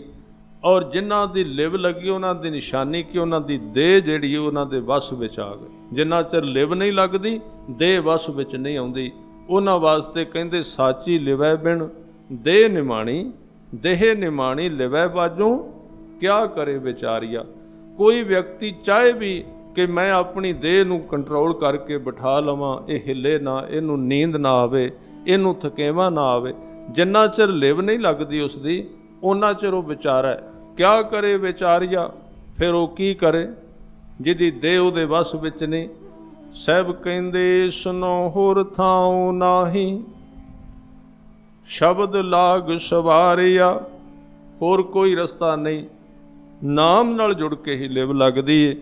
ਤਾਂ ਕਹਿਣ ਤੋਂ ਭਾਵ ਅੱਜ ਦੀ ਅਸ਼ਟਪਦੀ ਵਿੱਚ ਜੋ 4 ਪਹਿਲੇ ਅੰਕ ਹਨ, ਉਹਨਾਂ ਨੂੰ ਧਿਆਨ ਸਹਿਤ ਆਪਾਂ ਸਮਝਣ ਦਾ ਯਤਨ ਕਰਾਂਗੇ, ਕਿਉਂਕਿ ਜਿੰਨਾ ਚਿਰ ਸਮਝੇ ਨਹੀਂ ਉਹਨਾਂ ਚਿਰ ਸੁਣਾਂਗੇ ਨਹੀਂ। ਸੁਣ ਵੀ ਲਿਆ, ਸਮਝਿਆ ਨਹੀਂ। ਇਸ ਲਈ ਥੋੜ੍ਹਾ ਜਿਹਾ ਜ਼ੋਰ ਦਈਏ ਸਮਝਣ ਦੇ ਉੱਤੇ। ਸਤਿਗੁਰੂ ਕਹਿ ਰਹੇ ਨੇ ਬਹੁ ਸ਼ਾਸਤਰ ਬਹੁ ਸਿਮਰਤੀ। ਗੁਰੂ ਅਰਜਨ ਦੇਵ ਜੀ ਕਹਿੰਦੇ ਨੇ ਅਸੀਂ ਬੜੇ ਹੀ ਸ਼ਾਸਤਰ, ਬਹੁਤ ਸਾਰੀਆਂ ਸਿਮਰਤੀਆਂ। ਸਿਮਰਤੀ ਦੇ ਵੈਸੇ ਅਰਥ ਇਹ ਨੇ ਯਾਦਾਸ਼ਤ, ਪੁਰਾਣਾ ਇਤਿਹਾਸ। ਬੜੀਆਂ ਸਿਮਰਤੀਆਂ, ਬੜੇ ਇਤਿਹਾਸ, ਬੜੀਆਂ ਤਵਾਰੀਖਾਂ, ਪੁਰਾਣੇ ਲੋਕਾਂ ਦੀਆਂ ਜੀਵਨੀਆਂ ਸਾਫ਼-ਸਾਫ਼ ਮੈਂ ਕਹਿ ਦੇ ਲਾਹਾ ਵੀ ਦੇ ਸਕਦੀਆਂ ਨੇ। ਖਿਆਲ ਰੱਖਣ, ਇੱਥੇ ਇਹ ਨਹੀਂ ਕਹਿ ਰਹੇ ਵੀ ਤੁਸੀਂ ਕਿਸੇ ਦਾ ਪੁਰਾਣਾ ਜੀਵਨ ਨਹੀਂ, ਉਹ ਤੇ ਲਾਭ ਦਿੰਦਾ। ਬਾਬਾਣੀਆਂ ਕਹਾਣੀਆਂ ਪੁੱਤ ਸਪੁੱਤ ਕਰਨ, ਜੇ ਅਸੀਂ ਉਹਨਾਂ ਦੀਆਂ ਕਹਾਣੀਆਂ ਸੁਣ ਕੇ ਇੱਕ ਪਾਸੇ ਰੱਖ ਲਈਆਂ, ਉਹ ਤੇ ਸ਼ੀਸ਼ੇ ਵਰਗੀਆਂ ਨੇ, ਤੇ ਫਿਰ ਅਸੀਂ ਆਪਣਾ ਆਪ ਉਹਦੇ ਅੱਗੇ ਰੱਖ ਕੇ ਵੇਖਿਆ। ਭਾਈ ਤਾਰੂ ਸਿੰਘ ਜੀ ਦੀ ਜੀਵਨੀ ਪੜ੍ਹੀ, ਭਾਈ ਤਾਰੂ ਸਿੰਘ ਜੀ ਦੀ ਜੀਵਨੀ ਸੁਣੀ, ਤੇ ਸੁਣ ਕੇ ਫਿਰ ਆਪਣਾ ਆਪ ਵੇਖਿਆ ਵੀ ਆਪਾਂ ਕਿੱਥੇ ਖੜੇ ਹਾਂ, ਭਾਈ ਤਾਰੂ ਸਿੰਘ ਜੀ ਕਿੱਥੇ ਨੇ ਤੇ ਮੈਂ ਕਿੱਥੇ ਹਾਂ। ਜੇ ਫਰਕ ਹੋਇਆ ਤੇ ਗੁਰੂ ਅੱਗੇ ਅਰਦਾਸ ਕਰਕੇ ਯਤਨ ਕਰਨਾ, ਜਿੱਥੇ ਭਾਈ ਤਾਰੂ ਸਿੰਘ ਜਿਸ ਅਵਸਥਾ ਵਿੱਚ ਜੀਵਨ ਬਿਤਾਉਂਦੇ ਰਹੇ ਨੇ, ਮੈਂ ਉੱਥੋਂ ਤੱਕ ਜਾਣਾ। ਭਾਈ ਮੰਝ ਦੀ ਗੱਲ ਸੁਣੀ ਤੇ ਅੰਦਰ ਉਸ ਰਾਹ ਤੇ ਤੁਰ ਪਏ ਜਿੱਧਰ ਉਹ ਗਏ ਸਨ। ਇਸ ਤਰ੍ਹਾਂ ਜਿੰਨੇ ਗੁਰਸਿੱਖ ਹੋਏ ਨੇ, ਗੁਰਮੁਖ ਹੋਏ ਨੇ, ਉਹਨਾਂ ਦੀ ਜੀਵਨੀ ਸੁਣ ਕੇ ਇਹ ਵੇਖਣਾ ਕਿ ਉਹ ਕਿੱਥੇ ਨੇ ਤੇ ਮੈਂ ਕਿਹੜੀ ਥਾਂ ਤੇ ਫਿਰ ਰਿਹਾ, ਫਿਰ ਇਹਨਾਂ ਦਾ ਲਾਭ ਹੈ। ਤੇ ਜੇ ਸਾਧ ਸੰਗਤ ਇੱਥੋਂ ਸੁਣਿਆ ਫਲਾਣੇ ਥਾਂ ਤੇ ਬੜੇ ਲੋਕ ਨੇ, ਅਜੇ ਵੀ ਕਥਾ ਵਿਚਾਰ ਸੁਣਨ ਆਉਣਗੇ, ਖਾਸ ਕਰਕੇ ਵਿਦੇਸ਼ ਵਿੱਚ ਬਹੁਤ ਆਏ ਕੁਝ। ਜੇ ਗੁਰੂ ਨਾਨਕ ਦੇਵ ਜੀ ਦੀ ਗੱਲ ਸੁਣਾਓ, ਉਹ ਕਹਿਣਗੇ ਗੁਰੂ ਨਾਨਕ ਦੇਵ ਜੀ ਦੇ ਨਾਨਕੇ ਕਿੱਥੇ ਸਨ, ਉਹਨਾਂ ਦੇ ਨਾਨੇ ਦਾ ਕੀ ਨਾਂ ਸੀ, ਉਹਨਾਂ ਦੇ ਹੋਰ ਸਾਰੀਆਂ ਗੱਲਾਂ ਪੁੱਛੀ ਜਾਣਗੇ, ਰਿਸ਼ਤਿਆਂ ਦੇ। ਕਿਉਂਕਿ ਸਾਡੀ ਬੁੱਧੀ ਜਿਹੜੀ ਉਹ ਖੜੀ ਹੋਈ ਹੈ ਸੰਸਾਰ ਵਿੱਚ। ਕਦੀ ਇਹ ਨਹੀਂ ਕਹਿਣਗੇ ਗੁਰੂ ਨਾਨਕ ਦੇਵ ਜੀ ਦੀ ਰਸਨਾ ਵਿੱਚੋਂ ਉਚਾਰਿਆ ਗਿਆ ਉਹਦੇ ਅਰਥ ਕੀ ਨੇ, ਉਹ ਕਹਿ ਕੀ ਰਹੀ ਹੈ ਬਾਣੀ। ਬਾਣੀ ਨਾਲ ਕੋਈ ਵਾਸਤਾ ਨਹੀਂ, ਕੋਈ ਜੋੜ ਨਹੀਂ। ਇਸ ਤਰ੍ਹਾਂ ਦੇ ਲੋਕਾਂ ਦੀ ਵਿਚਾਰ ਇੱਥੇ ਚੱਲ ਰਹੀ ਹੈ ਕਿ ਉਹ ਕੇਵਲ ਤਰੀਖਾਂ ਦੇ ਉੱਤੇ, ਘਟਨਾਵਾਂ ਦੇ ਉੱਤੇ, ਥਾਵਾਂ ਦੇ ਉੱਤੇ, ਨਾਵਾਂ ਦੇ ਉੱਤੇ ਹੀ ਸਾਰੀ ਜ਼ਿੰਦਗੀ ਬਹਿਸ ਕਰੀ ਜਾਂਦੇ ਨੇ। ਫਲਾਣੀ ਗੱਲ ਕਿੱਥੇ ਹੋਈ ਸੀ, ਕਦੋਂ ਹੋਈ ਸੀ, ਨੋਟ ਕਰਨਾ, ਫਿਰ ਦੱਸਣਾ ਜੀ ਤੁਸੀਂ ਠੀਕ ਨਹੀਂ ਕਿਹਾ। ਪਰ ਜਿਹੜੇ ਗੁਰਮੁਖ ਨੇ ਉਹ ਉਹਦੇ ਵਿੱਚੋਂ ਸਿਰਫ ਤੱਤ ਲੱਭ ਲੈਂਦੇ ਨੇ, ਲੋੜ ਲਈ ਲੱਭ ਲੈਂਦੇ, ਜਿਹੜੀ ਉਹਨਾਂ ਦੀ ਜ਼ਿੰਦਗੀ ਨੂੰ ਕੰਮ ਦੇਵੇ, ਜੀਵਨ ਨੂੰ ਕੰਮ ਦੇਵੇ। ਸਾਹਿਬ ਕਹਿੰਦੇ ਅਸੀਂ ਸਾਰੇ ਸ਼ਾਸਤਰ ਸਿਮਰਤੀਆਂ ਪੇਖੇ ਦਾ ਅਰਥ ਹੈ ਵੇਖੇ ਹਨ। ਸਰਬ ਦਾ ਅਰਥ ਹੈ ਸਾਰੇ ਹੀ। ਢੰਡੋਲ ਦਾ ਅਰਥ ਹੈ ਫੋਲ ਕੇ ਚੰਗੀ ਤਰ੍ਹਾਂ ਫੋਲੇ ਨੇ ਉਹਨਾਂ ਨੇ, ਉਹਨਾਂ ਦੇ ਵਿੱਚੋਂ ਫੋਲ ਕੇ ਵੇਖਿਆ। ਹੁਣ ਗੁਰੂ ਅਰਜਨ ਦੇਵ ਮਹਾਰਾਜ ਜੀ ਨੇ ਇਹਦਾ ਮਤਲਬ ਵੈਸੇ ਤੇ ਲਿਖ ਨਹੀਂ ਦਿੱਤਾ, ਕਿਤੇ ਨਾ ਕਿਤੇ ਉਹਨਾਂ ਨੇ ਦੂਸਰੇ ਧਰਮਾਂ ਦਾ ਮੁਤਾਲਿਆ ਜ਼ਰੂਰ ਕੀਤਾ, ਤਾਂ ਕਿਹਾ ਅਸੀਂ ਸ਼ਾਸਤਰ ਵੇਖੇ ਨੇ, ਸਿਮਰਤੀਆਂ ਵੇਖੀਆਂ ਨੇ। ਕਈ ਲੋਕਾਂ ਵਿੱਚ ਇੰਨੀ ਜੀਵਨ ਸ਼ਕਤੀ ਹੁੰਦੀ, ਜਿਵੇਂ ਪਹਿਲਾਂ ਬੇਨਤੀ ਕੀਤੀ ਹੈ, ਕਿ ਉਹ ਇੰਨੀ ਤੇਜ਼ੀ ਵਿੱਚ ਕਿਸੇ ਗ੍ਰੰਥ ਨੂੰ ਫੜਨ, ਤੇ ਉਹਨਾਂ ਨੂੰ ਲੋੜ ਨਹੀਂ ਵੀ ਜੇ ਉਹ 500 ਪੇਜ ਦੀ ਕਿਤਾਬ ਹੈ ਤੇ 500 ਪੇਜ ਹੀ ਪੜ੍ਹਨਾ, ਜ਼ਰੂਰਤ ਨਹੀਂ ਉਹਨਾਂ ਨੂੰ। ਉਹ 1 2 3 ਪੇਜਾਂ ਵਿੱਚ ਵੇਖ ਲੈਣਗੇ ਇਸ ਕਿਤਾਬ ਦੇ ਵਿੱਚ ਸਾਰਾ ਕੁਝ ਕੀ। ਬੰਦੇ ਦੀ ਸਮਰੱਥਾ ਹੈ ਨਾ, ਯੋਗਤਾ ਹੈ। ਤੇ ਜਿੱਥੇ ਆਪਣੇ ਵਰਗੀ ਮੋਟੀ ਬੁੱਧੀ ਵਾਲੇ ਜਾਂ ਇਸ ਤਰ੍ਹਾਂ ਦੇ ਆਪਾਂ ਲੋਕ ਆ, ਭਾਵੇਂ ਸਾਰੀ ਨੂੰ ਪੜ੍ਹਦੀ ਫਿਰ ਵੀ ਪਕੜ ਨਹੀਂ ਆਉਂਦੀ, ਉਹ ਇੱਕ ਅਭਿਆਸ ਦਾ ਕਾਰਨ। ਇਸ ਕਰਕੇ ਉਹਨਾਂ ਨੇ ਗ੍ਰੰਥ ਵੇਖੇ, ਖੋਜ ਕੀਤੀ ਸਾਰੇ ਗ੍ਰੰਥਾਂ ਦੀ। ਬਹੁ ਸ਼ਾਸਤਰ ਬਹੁ ਸਿਮਰਤੀ ਪੇਖੇ ਸਰਬ ਢੰਡੋਲ ਦਾ ਅਰਥ ਹੈ ਫੋਲ ਕੇ ਵੇਖੇ ਨੇ। ਉਹਨਾਂ ਨੂੰ ਵੇਖ ਕੇ ਕੀ ਮਿਲਿਆ, ਕਹਿੰਦੇ ਪੂਜਸ ਨਾਹੀ ਹਰ ਹਰੇ। ਇਸ ਪੂਜਸ ਸ਼ਬਦ ਦਾ ਅਰਥ ਹੈ ਪੁੱਜਦੇ ਨਹੀਂ। ਇਸ ਪੂਜਸ ਸ਼ਬਦ ਦਾ ਅਰਥ ਪੂਜਾ ਸ਼ਬਦ ਨਹੀਂ ਹੈ। ਪੂਜਸ ਭਾਵ ਪੁੱਜਦੇ ਨਹੀਂ। ਕਾਹਦੇ ਨਾਲ ਨਹੀਂ ਪੁੱਜਦੇ, ਕਿਹਦੀ ਬਰਾਬਰੀ ਨਹੀਂ ਕਰਦੇ। ਹਰ ਹਰੇ, ਵਾਹਿਗੁਰੂ ਦੇ ਨਾਮ ਦੇ ਬਰਾਬਰ ਉਹ ਨਹੀਂ ਹਨ, ਕਿਉਂਕਿ ਨਾਨਕ ਨਾਮ ਅਮੋਲ। ਨਾਮ ਇੱਕ ਅਮੋਲਕ ਵਸਤੂ ਹੈ। ਜੇ ਸਾਡੇ ਵਿੱਚ ਉਹ ਬਿਰਤੀ ਜਾਗ ਪਈ ਨਾਮ ਵਾਲੀ, ਤੇ ਜੇ ਅਸੀਂ ਵੀ ਸਿਮਰਤੀਆਂ ਸ਼ਾਸਤਰਾਂ ਵਿੱਚ ਫਸੇ ਰਹੇ, ਅਸੀਂ ਵੀ ਕੇਵਲ ਵਿਆਕਰਣ ਵਿੱਚ ਜਾਂ ਸਾਧ ਸੰਗਤ ਲਗਾ ਮਾਤਰੇ ਉਂਗਲਾਂ ਤੇ ਗਿਣਦੇ ਰਹੇ, ਤਾਲਾਂ ਹੀ ਗਿਣਦੇ ਰਹੇ। ਜੇ ਸਾਡਾ ਵੀ ਮਿਸ਼ਨ ਸਿਰਫ ਇਹ ਹੋਇਆ ਵੀ ਅਸੀਂ ਸੰਗੀਤ ਕੱਲਾ ਸਿੱਖਣਾ, ਜਾਂ ਸਾਡਾ ਮਿਸ਼ਨ ਹੋਇਆ ਅਸੀਂ ਸਿਰਫ ਲਗਾ ਮਾਤਰੇ ਸਿੱਖਣੀਆਂ ਨੇ, ਚੰਗੀਆਂ ਨੇ, ਉਹ ਖਿਆਲ ਰੱਖਣਾ ਬਹੁਤ ਵਧੀਆ ਨੇ, ਪਰ ਉਹ ਘਟਨਾ ਨਾ ਵਾਪਰ ਜਾਏ ਜਿਹਨੂੰ ਕਬੀਰ ਜੀ ਕਹਿੰਦੇ ਸਿੱਖ ਸਾਖਾ ਬਹੁਤੇ ਕੀਏ ਕੇ ਸੋ ਕੀਓ ਨਾ ਮੀਤ, ਚਾਲੇ ਥੇ ਹਰ ਮਿਲਨ ਕੋ ਵਿਚੈ ਅਟਕਿਓ ਚੀਤ। ਚੱਲੇ ਸੀ ਰੱਬ ਨੂੰ ਮਿਲਣ ਲਈ, ਫਸ ਕਿੱਥੇ ਗਏ? ਫਸ ਗਏ ਚਰਚਾਵਾਂ ਵਿੱਚ, ਫਸ ਗਏ ਗਿਆਨ ਵਿੱਚ, ਫਸ ਗਏ ਸਿਰਫ ਅੱਖਰਾਂ ਦੀ ਦੁਨੀਆ ਵਿੱਚ, ਕਲਾਕਾਰੀ ਵਿੱਚ ਫਸ ਕੇ ਜੀਵਨ ਗਵਾ ਲਿਆ। ਉਹਨਾਂ ਨੂੰ ਕਹਿ ਰਹੇ ਨੇ ਪੂਜਸ ਨਾਹੀ ਹਰ ਹਰੇ, ਉਹ ਰੱਬ ਦੇ ਨਾਮ ਦੇ ਬਰਾਬਰ ਨਹੀਂ ਪੁੱਜਦੇ, ਕਿਉਂਕਿ ਉਹ ਨਾਮ ਅਮੋਲਕ ਹੈ, ਉਸ ਨੂੰ ਖਰੀਦਿਆ ਨਹੀਂ ਜਾ ਸਕਦਾ। ਕੋਈ ਉਸ ਨੂੰ ਕਿਸੇ ਯਤਨ ਦੁਆਰਾ ਕੁਝ ਦੇ ਕੇ ਨਹੀਂ ਲੈ ਸਕਦਾ। ਹਜ਼ੂਰ ਅੱਗੇ ਕਹਿੰਦੇ ਜਾਪ ਤਾਪ ਗਿਆਨ ਸਭ ਧਿਆਨ। ਜੇ ਕੋਈ ਮਨੁੱਖ ਆਪਣੀ ਜ਼ਿੰਦਗੀ ਵਿੱਚ ਬਹੁਤ ਵੱਡਾ ਜਪੀ ਹੋ ਜਾਏ, ਮੰਤਰਾਂ ਦਾ ਉਚਾਰਨ ਕਰਤਾ ਹੋਵੇ, ਦਿਨ ਰਾਤ ਮੰਤਰ ਉਚਾਰੀ ਜਾਏ, ਬਹੁਤ ਵੱਡਾ ਜਪੀ ਬਣ ਜਾਏ, ਤਾਪ ਬੜਾ ਵੱਡਾ ਤਪੀਸਰ ਬਣ ਜਾਏ। ਤਪੀਸਰ ਦੇ ਅਰਥ ਨੇ, ਅੱਜ ਵੀ ਤੁਸੀਂ ਕਈ ਥਾਵਾਂ ਤੇ ਵੇਖ ਸਕਦੇ ਹੋ, ਜੇਠ ਦੇ ਦਿਨਾਂ ਵਿੱਚ ਕਈ ਜੋਗੀ, ਕਈ ਤਪੀਸਰ ਚੌਵਾਂ ਪਾਸੇ 4 ਧੂਣੀਆਂ ਲਾ ਕੇ ਤੇ ਆਪਣਾ ਸਰੀਰ ਵਿੱਚ ਬੈਠ ਜਾਂਦੇ। ਚੌਵਾਂ ਪਾਸੇ 4 ਧੂਣੀਆਂ ਨੇ, ਥੋੜੀ ਥੋੜੀ ਵਿੱਥ ਤੇ, ਉਹਨਾਂ ਵਿੱਚ ਅੱਗ ਬਲਦੀ ਤੇ ਉਹ ਆਪ ਵਿੱਚ ਬੈਠੇ ਰਹਿੰਦੇ ਨੇ, ਸੇਕ ਸਹਿੰਦੇ ਨੇ ਸਰੀਰ ਉੱਤੇ। ਇਹਨਾਂ ਸਰੀਰ ਨੂੰ ਉਹ ਸੇਕ ਦਿੰਦੇ ਨੇ। ਕਹਿੰਦੇ ਉਹਨੇ ਤਾਪ ਵੀ ਕਰ ਲਿਆ, ਸਰੀਰ ਨੂੰ ਤਪਾ ਵੀ ਲਿਆ। ਫਿਰ ਕਹਿੰਦੇ ਗਿਆਨ ਬੜਾ ਇਕੱਠਾ ਕਰ ਲਿਆ, ਸਾਰੀ ਦੁਨੀਆ ਦੀਆਂ ਕਿਤਾਬਾਂ ਇਕੱਠੀਆਂ ਕਰ ਲਈਆਂ, ਪੜ੍ਹ ਕੇ ਵਿਸ਼ੇ ਬਣਾ ਕੇ ਲਿਖ ਕੇ ਲੋਕਾਂ ਦੀਆਂ ਖੋਪਰੀਆਂ ਭਰ ਦਿੱਤੀਆਂ, ਉਤੋਂ ਦੀ ਗਿਆਨ ਡੁੱਲਣ ਲੱਗ ਪਏ।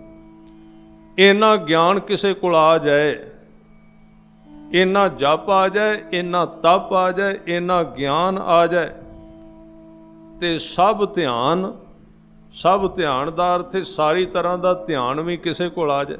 ਬੜੀ ਤਰ੍ਹਾਂ ਦਾ ਲੋਕ ਧਿਆਨ ਕਰਦੇ ਨੇ, ਕੋਈ ਕਿਸੇ ਮੂਰਤੀ ਦਾ ਕਰਦਾ, ਕੋਈ ਕਿਸੇ ਦੇਵਤੇ ਦਾ ਕਰਦਾ, ਕੋਈ ਕਿਸੇ ਦਾ ਕਰਦਾ ਹੈ।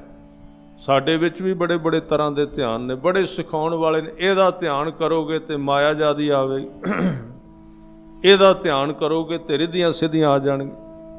ਪਰ ਕਦੀ ਗੁਰੂ ਕਲਗੀਆਂ ਵਾਲੇ ਨੂੰ ਨਹੀਂ ਪੁੱਛਿਆ ਧਿਆਨ ਕਿਹਦਾ ਕਰੀਏ। ਸਾਹਿਬ ਕਹਿੰਦੇ ਧਿਆਨ ਧਰੋ ਤੇਹ ਕੋ ਮਨ ਮੈਂ, ਜਿਹ ਕੋ ਅਮਤੋਜ ਸਭੈ ਜਗ ਛਾਇਓ।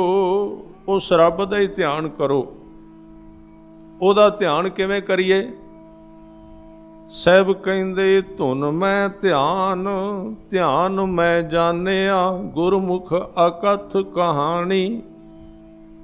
ਧੁਨ ਵਿੱਚ ਧਿਆਨ ਲਾਉਣਾ ਹੀ ਉਹਦਾ ਧਿਆਨ ਕਰਨਾ ਹੈ, ਉਹਦੇ ਸ਼ਬਦਾਂ ਵਿੱਚ ਧਿਆਨ ਲਾਉਣਾ, ਉਹਦੇ ਨਾਮ ਵਿੱਚ ਧਿਆਨ ਲਾਉਣਾ ਹੀ ਉਹਦਾ ਧਿਆਨ ਹੈ। ਪਰ ਜਿਨ੍ਹਾਂ ਕਈ ਤਰ੍ਹਾਂ ਦੇ ਧਿਆਨ ਸਿੱਖ ਲਏ, ਤਰਾਟਕ ਸਿੱਧੀਆਂ ਸਿੱਖ ਲਈਆਂ, ਜਿਹੜੇ ਬਾਬਾ ਬੰਦਾ ਸਿੰਘ ਬਹਾਦਰ ਜਿਨ੍ਹਾਂ ਨੂੰ ਆਪਾਂ ਕਹਿੰਦੇ ਹਾਂ, ਬਾਅਦ ਵਿੱਚ ਕਲਗੀਆਂ ਵਾਲੇ ਪਾਤਸ਼ਾਹ ਤੋਂ ਬਰਕਤਾਂ ਲੈ ਕੇ ਗੁਰਮੁਖ ਗੁਰਸਿੱਖ ਸਜੇ ਖਾਲਸਾ ਬਣੇ। ਪਹਿਲਾਂ ਕੀ ਕਰਦੇ ਸਨ?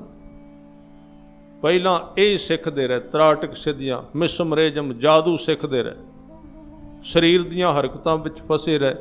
ਸਾਡੇ ਵਿੱਚ ਵੀ ਬੜੇ ਇਸ ਤਰ੍ਹਾਂ ਦੇ ਲੋਕ ਅੱਜ ਵੀ ਮੌਜੂਦ ਨੇ। ਕਈ ਤਰ੍ਹਾਂ ਦੀਆਂ ਕਹਿੰਦੇ ਨੇ ਫੋਟੋਆਂ ਦਿਸਦੀਆਂ ਨੇ ਸਾਨੂੰ, ਕਦੀ ਆਹ ਦਿਸਦਾ ਕਦੀ ਉਹ। ਇਹ ਸਾਰਾ ਕੁਝ ਇਹ ਧਿਆਨ ਸਿੱਧੀਆਂ ਨੇ। ਹਾਂ, ਜੇ ਕੋਈ ਸਹਿਜ ਸੁਭਾਏ ਬਿਨਾਂ ਕਿਸੇ ਯਤਨ ਤੋਂ ਗੁਰੂ ਦੀ ਬਖਸ਼ਿਸ਼ ਹੋਵੇ, ਉਹ ਚੀਜ਼ਾਂ ਨੇ ਸਾਹਿਬ ਤੁਠੈ ਜੋ ਮਿਲੈ, ਜੋ ਆਪਣੇ ਆਪ ਹੀ ਪ੍ਰਮਾਤਮਾ ਵੱਲੋਂ ਬਖਸ਼ਿਸ਼ ਕਰ ਦੇਣ। ਜਿਵੇਂ ਗੁਰੂ ਅਰਜਨ ਦੇਵ ਪਾਤਸ਼ਾਹ ਜੀ ਨੇ ਕਈ ਗੁਰਸਿੱਖਾਂ ਨੂੰ ਕਈ ਬਰਕਤਾਂ ਬਖਸ਼ੀਆਂ ਸਨ, ਭਾਈ ਬਹਿਲੋ ਵਰਗਿਆਂ ਨੂੰ, ਹੋਰ ਕਈਆਂ ਨੂੰ ਰਿੱਧੀਆਂ ਸਿੱਧੀਆਂ ਦੀਆਂ ਤਾਕਤਾਂ ਬਖਸ਼ ਦਿੱਤੀਆਂ। ਉਹ ਗੁਰੂ ਦੀ ਬਖਸ਼ਿਸ਼ ਹੈ, ਕਿਰਪਾ ਹੈ, ਉਹਨਾਂ ਨੇ ਸਾਧਨ ਨਹੀਂ ਕੀਤੇ। ਪਰ ਇੱਥੇ ਕਹਿ ਰਹੇ ਨੇ ਕੋਈ ਬੜੇ ਧਿਆਨ ਸਿੱਖ ਲੈ, ਜਾਪ ਤਾਪ ਗਿਆਨ ਸਭ ਧਿਆਨ। ਖਟ ਸ਼ਾਸਤਰ, ਖਟ ਦਾ ਅਰਥ ਹੈ 6, शास्त्र ਦਾ ਅਰਥ ਹੈ 6 ਸ਼ਾਸਤਰ, ਸਿਮਰਤ ਵਿਖਿਆਨ, 27 ਸਿਮਰਤੀਆਂ ਦੀ ਕੋਈ ਵਿਆਖਿਆ ਕਰਨ ਲੱਗ ਪਏ। ਇਹ ਸ਼ਬਦ ਬੜੇ ਸਿੱਧੇ ਨੇ ਔਰ ਥੋੜ੍ਹੇ ਜਿਹੇ ਅਰਥ ਚੇਤੇ ਵਿੱਚ ਰਹਿਣ ਤੇ ਪਾਠ ਕਰਨ ਦਾ ਰਸ ਵੱਧ ਜਾਂਦਾ ਹੈ। 27 ਸਿਮਰਤੀਆਂ ਦੀ ਕੋਈ ਵਿਚਾਰ ਕਰਨ ਲੱਗ ਪਏ, ਵਿਆਖਿਆ ਕਰਨ ਲੱਗ ਪਏ, ਯੋਗ ਅਭਿਆਸ, ਯੋਗ ਦਾ ਅਭਿਆਸ ਕਰਨ ਲੱਗ ਪਏ, ਯੋਗ ਦੀ ਪ੍ਰੈਕਟਿਸ ਕਰਨ ਲੱਗ ਪਏ, ਯੋਗ ਦੇ 6 ਚੱਕਰ ਬਿੰਨਣ ਦੀ ਤਿਆਰੀ ਕਰ ਲਵੇ। ਵੈਸੇ ਹੈ ਧਰਮ ਵੀ ਅਭਿਆਸ।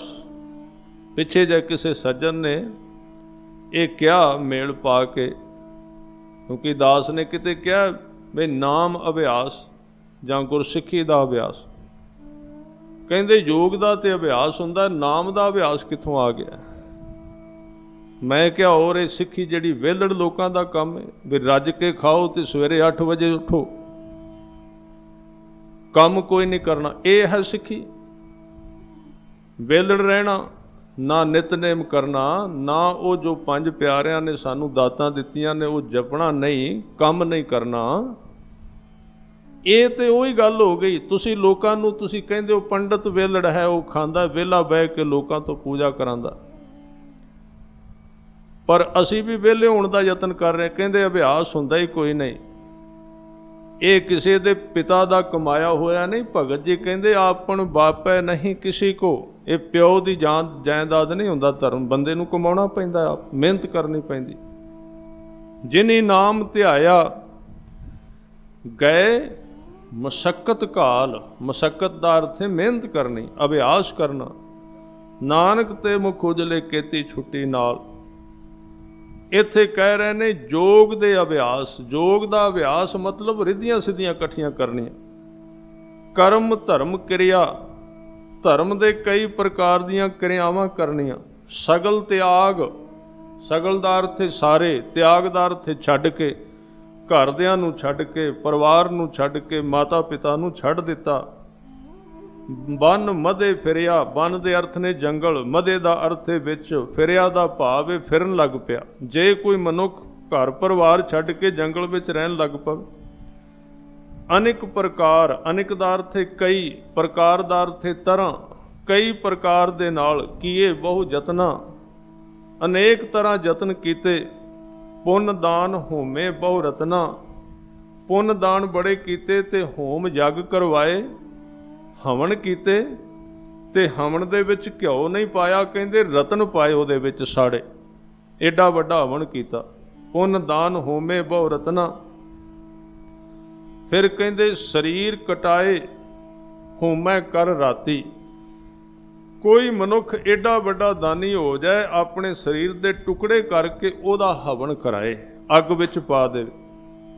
ਵਰਤ ਨੇਮ ਕਰੈ, ਬੜੇ ਵਰਤ ਰੱਖੇ, ਬੜੇ ਨੇਮ ਨਿਭਾਏ। ਕਰੈ ਬਹੁ ਭਾਂਤੀ, ਕਈ ਪ੍ਰਕਾਰ ਦੇ ਨੇਮ ਤੇ ਕਈ ਪ੍ਰਕਾਰ ਦੇ ਵਰਤ ਰੱਖੇ। ਸਾਹਿਬ ਸਤਿਗੁਰੂ ਸੱਚੇ ਪਾਤਸ਼ਾਹ ਕਹਿੰਦੇ ਨਹੀਂ ਤੁਲ RAM ਨਾਮ ਵਿਚਾਰ। ਨਹੀਂ ਤੁਲ, ਤੁਲ ਦਾ ਅਰਥ ਭਾਵ ਇਹਦੇ ਬਰਾਬਰ ਦਾ ਕੁਝ ਨਹੀਂ, ਕਿਤੇ RAM ਨਾਮ ਵਿਚਾਰ। ਹੁਣ ਇੱਥੇ ਖਿਆਲ ਕਰਨਾ, ਇੱਥੇ ਗੁਰੂ ਸਾਹਿਬ ਨਾਮ ਦੇ ਨਾਲ ਵਿਚਾਰ ਸ਼ਬਦ ਕਹਿ ਰਹੇ ਨੇ। ਇਹਦਾ ਮਤਲਬ ਹੈ ਜਦੋਂ ਤੂੰ ਨਾਮ ਨਾਲ ਜਪਣਾ ਜੁੜਨਾ ਹੈ, ਉਦੋਂ ਤੇਰੇ ਵਿਚਾਰ ਨਾਮ ਦੇ ਨਾਲ ਜੁੜੇ ਹੋਣੇ ਚਾਹੀਦੇ ਨੇ, ਤੇਰੀ ਵਿਚਾਰਧਾਰਾ ਨਾਮ ਨਾਲ ਸੰਬੰਧਿਤ ਹੋਣੀ ਚਾਹੀਦੀ। ਜੇ ਕੋਈ ਮਨੁੱਖ ਆਪਣੇ ਵਿਚਾਰਾਂ ਵਿੱਚ ਨਾਮ ਨੂੰ ਲੈ ਜਾਂਦਾ ਹੈ ਤੇ ਇਹ ਉੱਪਰ ਵਾਲੇ ਸਾਰੇ ਕਰਮ ਉਹਦੇ ਅੱਗੇ ਬਿਲਕੁਲ ਛੋਟੇ ਨੇ। ਨਹੀਂ ਤੁਰ RAM ਨਾਮ ਵਿਚਾਰ। ਫਿਰ ਕਹਿੰਦੇ ਨਾਨਕ ਗੁਰਮੁਖ ਨਾਮ ਜਪੀਐ। ਹੇ ਨਾਨਕ, ਗੁਰੂ ਅਰਜਨ ਦੇਵ ਜੀ ਕਹਿੰਦੇ ਨੇ ਗੁਰਮੁਖ ਨਾਮ ਜਪੀਐ। ਗੁਰੂ ਦੁਆਰਾ ਦੱਸੀ ਹੋਈ ਜੁਗਤ, ਗੁਰੂ ਦੁਆਰਾ ਬਖਸ਼ੇ ਹੋਏ ਤਰੀਕੇ ਦੇ ਨਾਲ ਨਾਮ ਜਪੀਐ। ਇੱਕ ਬਾਰ, ਇੱਕ ਬਾਰ ਦਾ ਅਰਥ ਹੈ, ਬਾਰ ਦੇ ਇੱਥੇ ਅਰਥ ਹੋਣਗੇ ਦਰਵਾਜ਼ਾ। ਇੱਕ ਬਾਰ ਦਾ ਅਰਥ ਹੋਏਗਾ ਇੱਕ ਦੇ ਉੱਤੇ ਭਰੋਸਾ ਕਰਕੇ। ਇੱਥੇ ਇੱਕ ਵਾਰ ਦਾ ਅਰਥ ਇੱਕੋ ਵਾਰੀ ਵਾਹਿਗੁਰੂ ਕਹਿਣਾ ਨਹੀਂ ਹੈ। ਇੱਕ ਬਾਰ, ਕਿਉਂਕਿ ਬਾਰ ਦੇ ਅਰਥ ਨੇ ਦਰਵਾਜ਼ਾ। ਬਾਰ ਬਿਡਾਂਦੜਾ ਹੁਮਸ ਤੁਮਸ ਕੂਕਾਂ ਪਈਆਂ ਰਾਹੀਂ।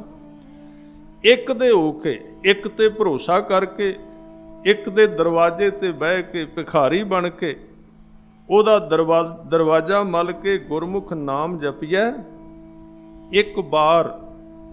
ਫਿਰ ਅੱਗੇ ਸਾਰੇ ਕਰਮ ਗਿਣੇ, ਕਹਿੰਦੇ 9 ਖੰਡ ਪ੍ਰਿਥਵੀ ਫਿਰੈ ਚਿਰ ਜੀਵੈ। ਪੁਰਾਣੇ ਸਮੇਂ ਵਿੱਚ ਕਈ ਜੋਗੀ ਕੀ ਕਰਦੇ ਸਨ, ਅਭਿਆਸ ਕਰ ਕਰਕੇ ਆਪਣੀ ਉਮਰ ਬੜੀ ਲੰਮੀ ਕਰ ਲੈਂਦੇ ਸਨ। ਸਵਾਸ ਰੋਕ ਲੈਣੇ, ਉਮਰਾਂ ਲੰਮੀਆਂ ਕਰ ਲੈਣੀਆਂ, ਕਿਰਿਆਵਾਂ ਕਰ ਕਰਕੇ ਇਹ ਪਤਾ ਲਾ ਲੈਣਾ ਵੀ ਮੌਤ ਕਿਹੜੇ ਦਿਨ ਲਿਖੀ ਹੈ, ਤਰੀਕਾ ਲੱਭ ਲੈਣਾ। ਇਸ ਤਰ੍ਹਾਂ ਦੀਆਂ ਵੀ ਇਹ ਚੀਜ਼ਾਂ ਮਿਲਦੀਆਂ ਨੇ ਤਵਾਰੀਖਾਂ ਵਿੱਚੋਂ। ਲੱਭ ਲੈਣਾ ਕਿਹੜੇ ਦਿਨ ਮਰਨਾ ਹੈ, ਉਸ ਦਿਨ ਇਸ ਤਰ੍ਹਾਂ ਦਾ ਢੰਗ ਵਰਤ ਲੈਣਾ ਵੀ ਸਰੀਰ ਵਿੱਚੋਂ ਆਪ ਹੀ ਪਹਿਲਾਂ ਸਰੀਰ ਪਾਸੇ ਕਰ ਲੈਣਾ, ਮੌਤ ਨੂੰ ਉੱਥੋਂ ਲੱਭਣਾ ਕੁਝ ਨਾ। ਉਮਰ ਲੰਮੀ ਕਰ ਲੈਣੀ, 9 ਖੰਡ ਪ੍ਰਿਥਵੀ ਤੇ ਫਿਰ ਲੈਣਾ, ਸਾਰੀ ਧਰਤੀ ਨੂੰ ਜਾਣ ਲੈਣਾ, ਉਮਰ ਲੰਮੀ ਕਰ ਲੈਣੀ। ਚਿਰ ਜੀਵੈ ਮਹਾ ਉਦਾਸ। ਲੋਕ ਕਹਿਣ ਲੱਗੇ ਵੀ ਇਹ ਤੇ ਬੜਾ ਵੱਡਾ ਉਦਾਸੀ, ਤਪੀਸਰ ਥੀਵੈ। ਸਾਰੀ ਦੁਨੀਆ ਵਿੱਚ ਮੰਨ ਜਾਣ ਲੋਕ ਵੀ ਇਹਦੇ ਵਰਗਾ ਤਪੀਸਰ ਕੋਈ ਨਹੀਂ, ਇਹਦੇ ਵਰਗਾ ਉਦਾਸੀ ਕੋਈ ਨਹੀਂ। ਅਗਨ ਮਾਹੇ ਹੋਮਤ ਪ੍ਰਾਨ। ਜੇ ਕੋਈ ਮਨੁੱਖ ਆਪਣੇ ਪ੍ਰਾਣ ਅੱਗ ਵਿੱਚ ਪਾ ਕੇ ਸਾੜ ਕੇ ਕੁਰਬਾਨੀ ਕਰਦਾ। ਕਨਿਕ ਅਸਭ ਹੈਵਰ ਭੂਮ ਦਾਨ। ਕਨਿਕ ਦੇ ਅਰਥ ਨੇ ਸੋਨਾ, ਅਸਭ ਦੇ ਅਰਥ ਨੇ ਘੋੜੇ, ਹੈਵਰ ਦੇ ਅਰਥ ਕਈਆਂ ਨੇ ਹਾਥੀ ਕੀਤੇ, ਕਈਆਂ ਨੇ ਕਿਹਾ ਸੁੰਦਰ ਘੋੜੇ। ਕਈ ਘੋੜੇ ਦਾਨ ਕੀਤੇ, ਕਈ ਹਾਥੀ ਦਾਨ ਕੀਤੇ, ਸੋਨਾ ਦਾਨ ਕੀਤਾ, ਜ਼ਮੀਨ ਦਾਨ ਕਰ ਦਿੱਤੀ। ਨਿਉਲੀ ਕਰਮ ਕਰੈ ਬਹੁ ਆਸਨ। ਸਿੱਧਾਂ ਦੇ 84 ਆਸਨ ਸਿੱਖ ਲੈ। ਤੇ ਨਿਉਲੀ ਕਰਮ ਦਾ ਅਰਥ ਹੈ ਸਰੀਰ ਦੀ ਜਿਹੜੀ ਸਭ ਤੋਂ ਮੋਟੀ ਨਾੜੀ ਹੈ ਪੇਟ ਵਿੱਚ, ਉਹਨੂੰ ਹਿਲਾ ਕੇ ਸਾਫ਼ ਕਰਨਾ, ਉਹਨੂੰ ਕਹਿੰਦੇ ਨਿਉਲੀ ਆਸਨ। ਇਹ 84 ਆਸਨ ਨੇ ਯੋਗੀਆਂ ਦੇ। ਇਹ ਸਾਰੇ ਆਸਨ ਸਿੱਖਣੇ, ਇਹ ਸਾਰਾ ਕੁਝ ਕੋਈ ਸਿੱਖ ਲਵੇ। ਜੈਨ ਮਾਰਗ, ਜੈਨੀਆਂ ਦਾ ਰਾਹ ਸਿੱਖ ਲੈ। ਜਦੋਂ ਤੁਰਦੇ ਨੇ ਪੈਰ ਥੱਲੇ ਕੀੜਾ ਨਹੀਂ ਆਉਣ ਦਿੰਦੇ, ਮੂੰਹ ਤੇ ਪੱਟੀ ਬੰਨ੍ਹ ਕੇ ਰੱਖਦੇ ਨੇ, ਪਾਣੀ ਪੁਣ ਕੇ ਪੀਂਦੇ ਨੇ ਵੀ ਜੀਵ ਨਾ ਮਰ ਜਾਏ, ਹਿੰਸਾ ਨਾ ਹੋ ਜਾਏ, ਪਾਪ ਲੱਗ ਜਾਏਗਾ। ਕੋਈ ਸੱਜਣ ਜਾ ਰਿਹਾ ਸੀ, ਅੱਗੇ ਕੀੜੀ ਆ ਗਈ, ਪਾਰ ਨਹੀਂ ਲੰਘਦਾ। ਅੱਗੋਂ ਕੋਈ ਸਾਧੂ ਮਿਲਿਆ, ਕਹਿੰਦਾ ਭਾਈ ਤੂੰ ਲੰਘਦਾ ਕਿਉਂ ਨਹੀਂ? ਕਹਿੰਦੇ ਕੀੜੀ ਪੈਰ ਥੱਲੇ ਆ ਜਾਏਗੀ। ਕੀੜੀ ਪੈਰ ਥੱਲੇ ਆ ਜਾਏਗੀ। ਉਹਨੇ ਕਿਹਾ ਤੂੰ ਕੀੜੀ ਦੇ ਪੈਰ ਥੱਲੇ ਆਉਣ ਦੇ ਨਾਲ ਕੀ ਸੋਚਣਾ ਹੈ?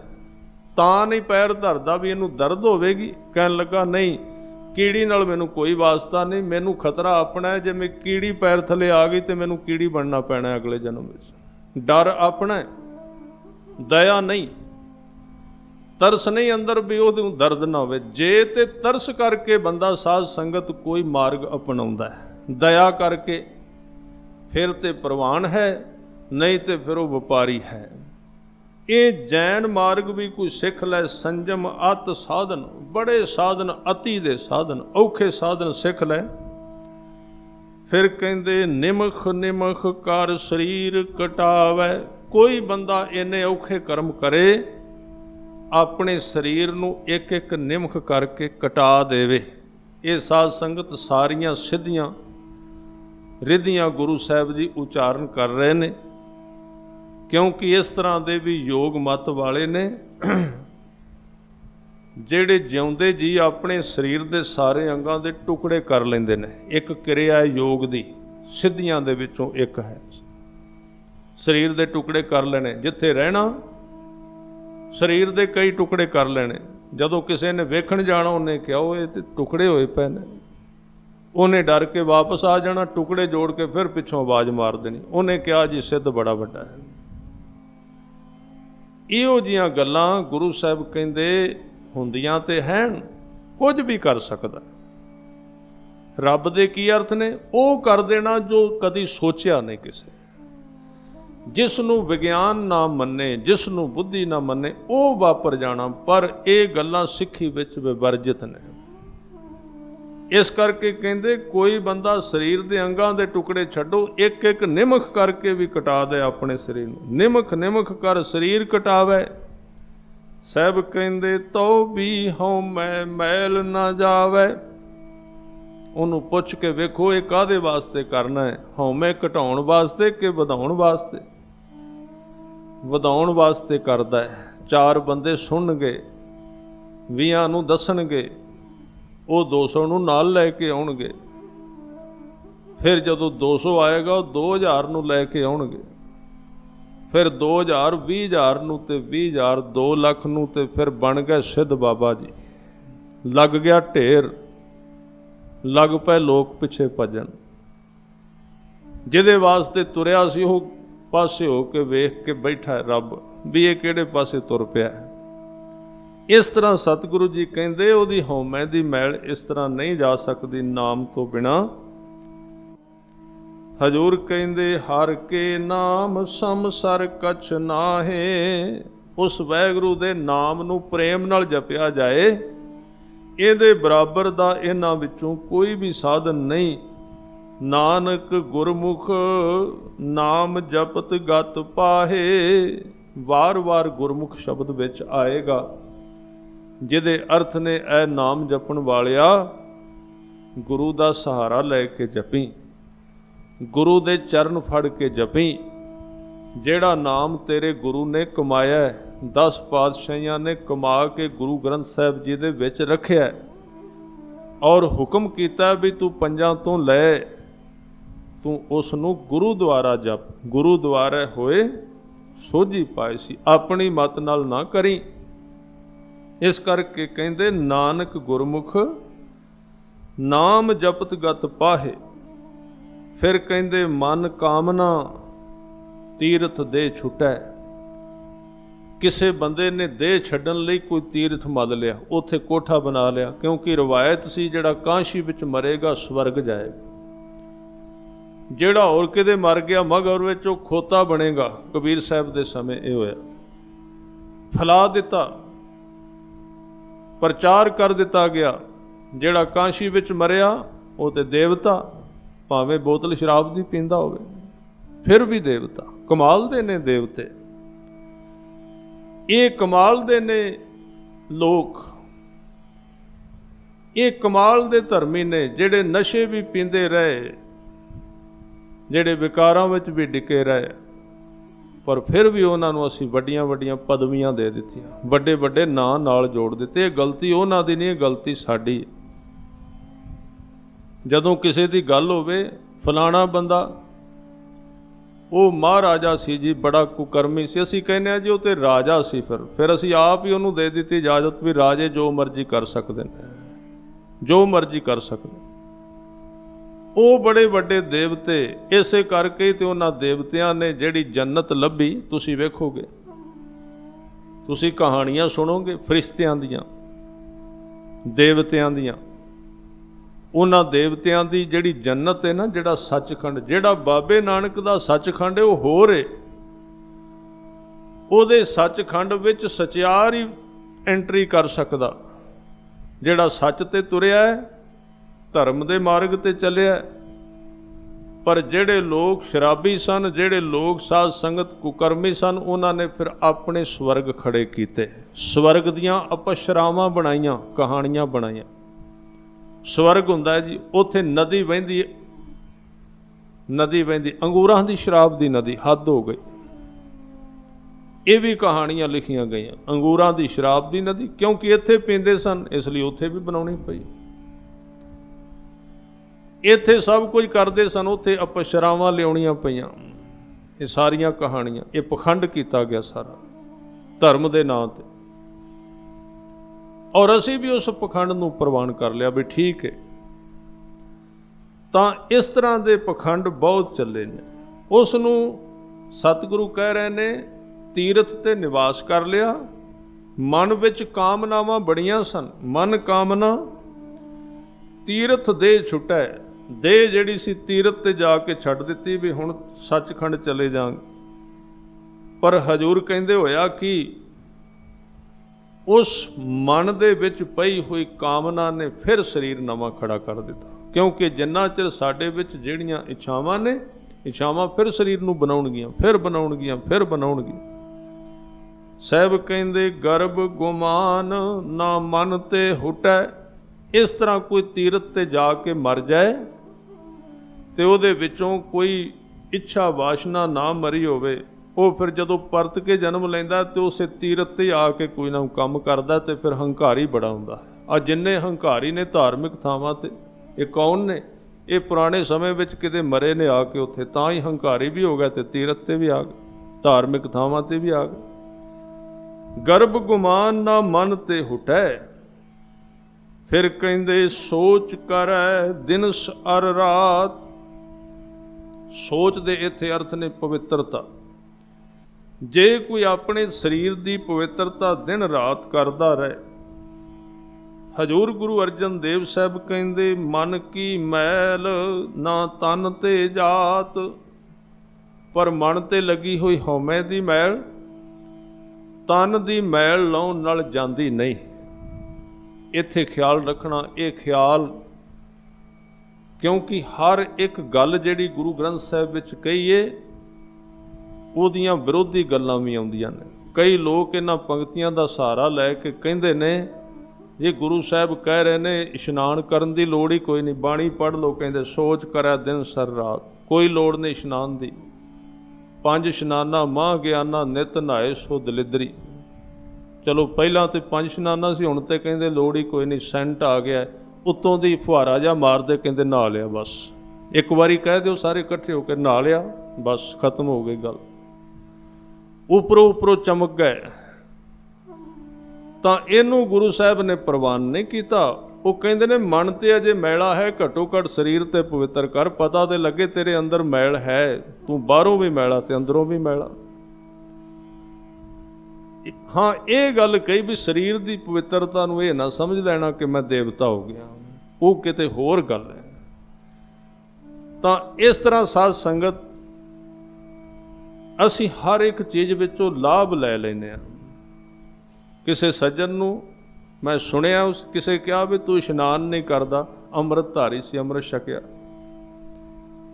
ਅੰਮ੍ਰਿਤਧਾਰੀ ਇਸ਼ਨਾਨ ਨਾ ਕਰਨਾ। ਉਹਨੇ ਪੁੱਛਿਆ ਇਸ਼ਨਾਨ ਨਹੀਂ ਕਰਦੇ, ਜ਼ਿਮੀਦਾਰ ਸੀ, ਤੇ ਜ਼ਿਮੀਦਾਰ ਤੁਹਾਨੂੰ ਪਤਾ ਜਦੋਂ ਝੋਨਾ ਲੱਗਦਾ 1 ਮਹੀਨਾ ਪਾਣੀ ਵਿੱਚ ਹੀ ਰਹਿੰਦੇ, ਬਾਰਿਸ਼ਾਂ ਪੈਂਦੀਆਂ ਭਿੱਜਦੇ ਰਹਿੰਦੇ, ਪਹਿਲਾਂ ਦੀ ਗੱਲ ਹੈ।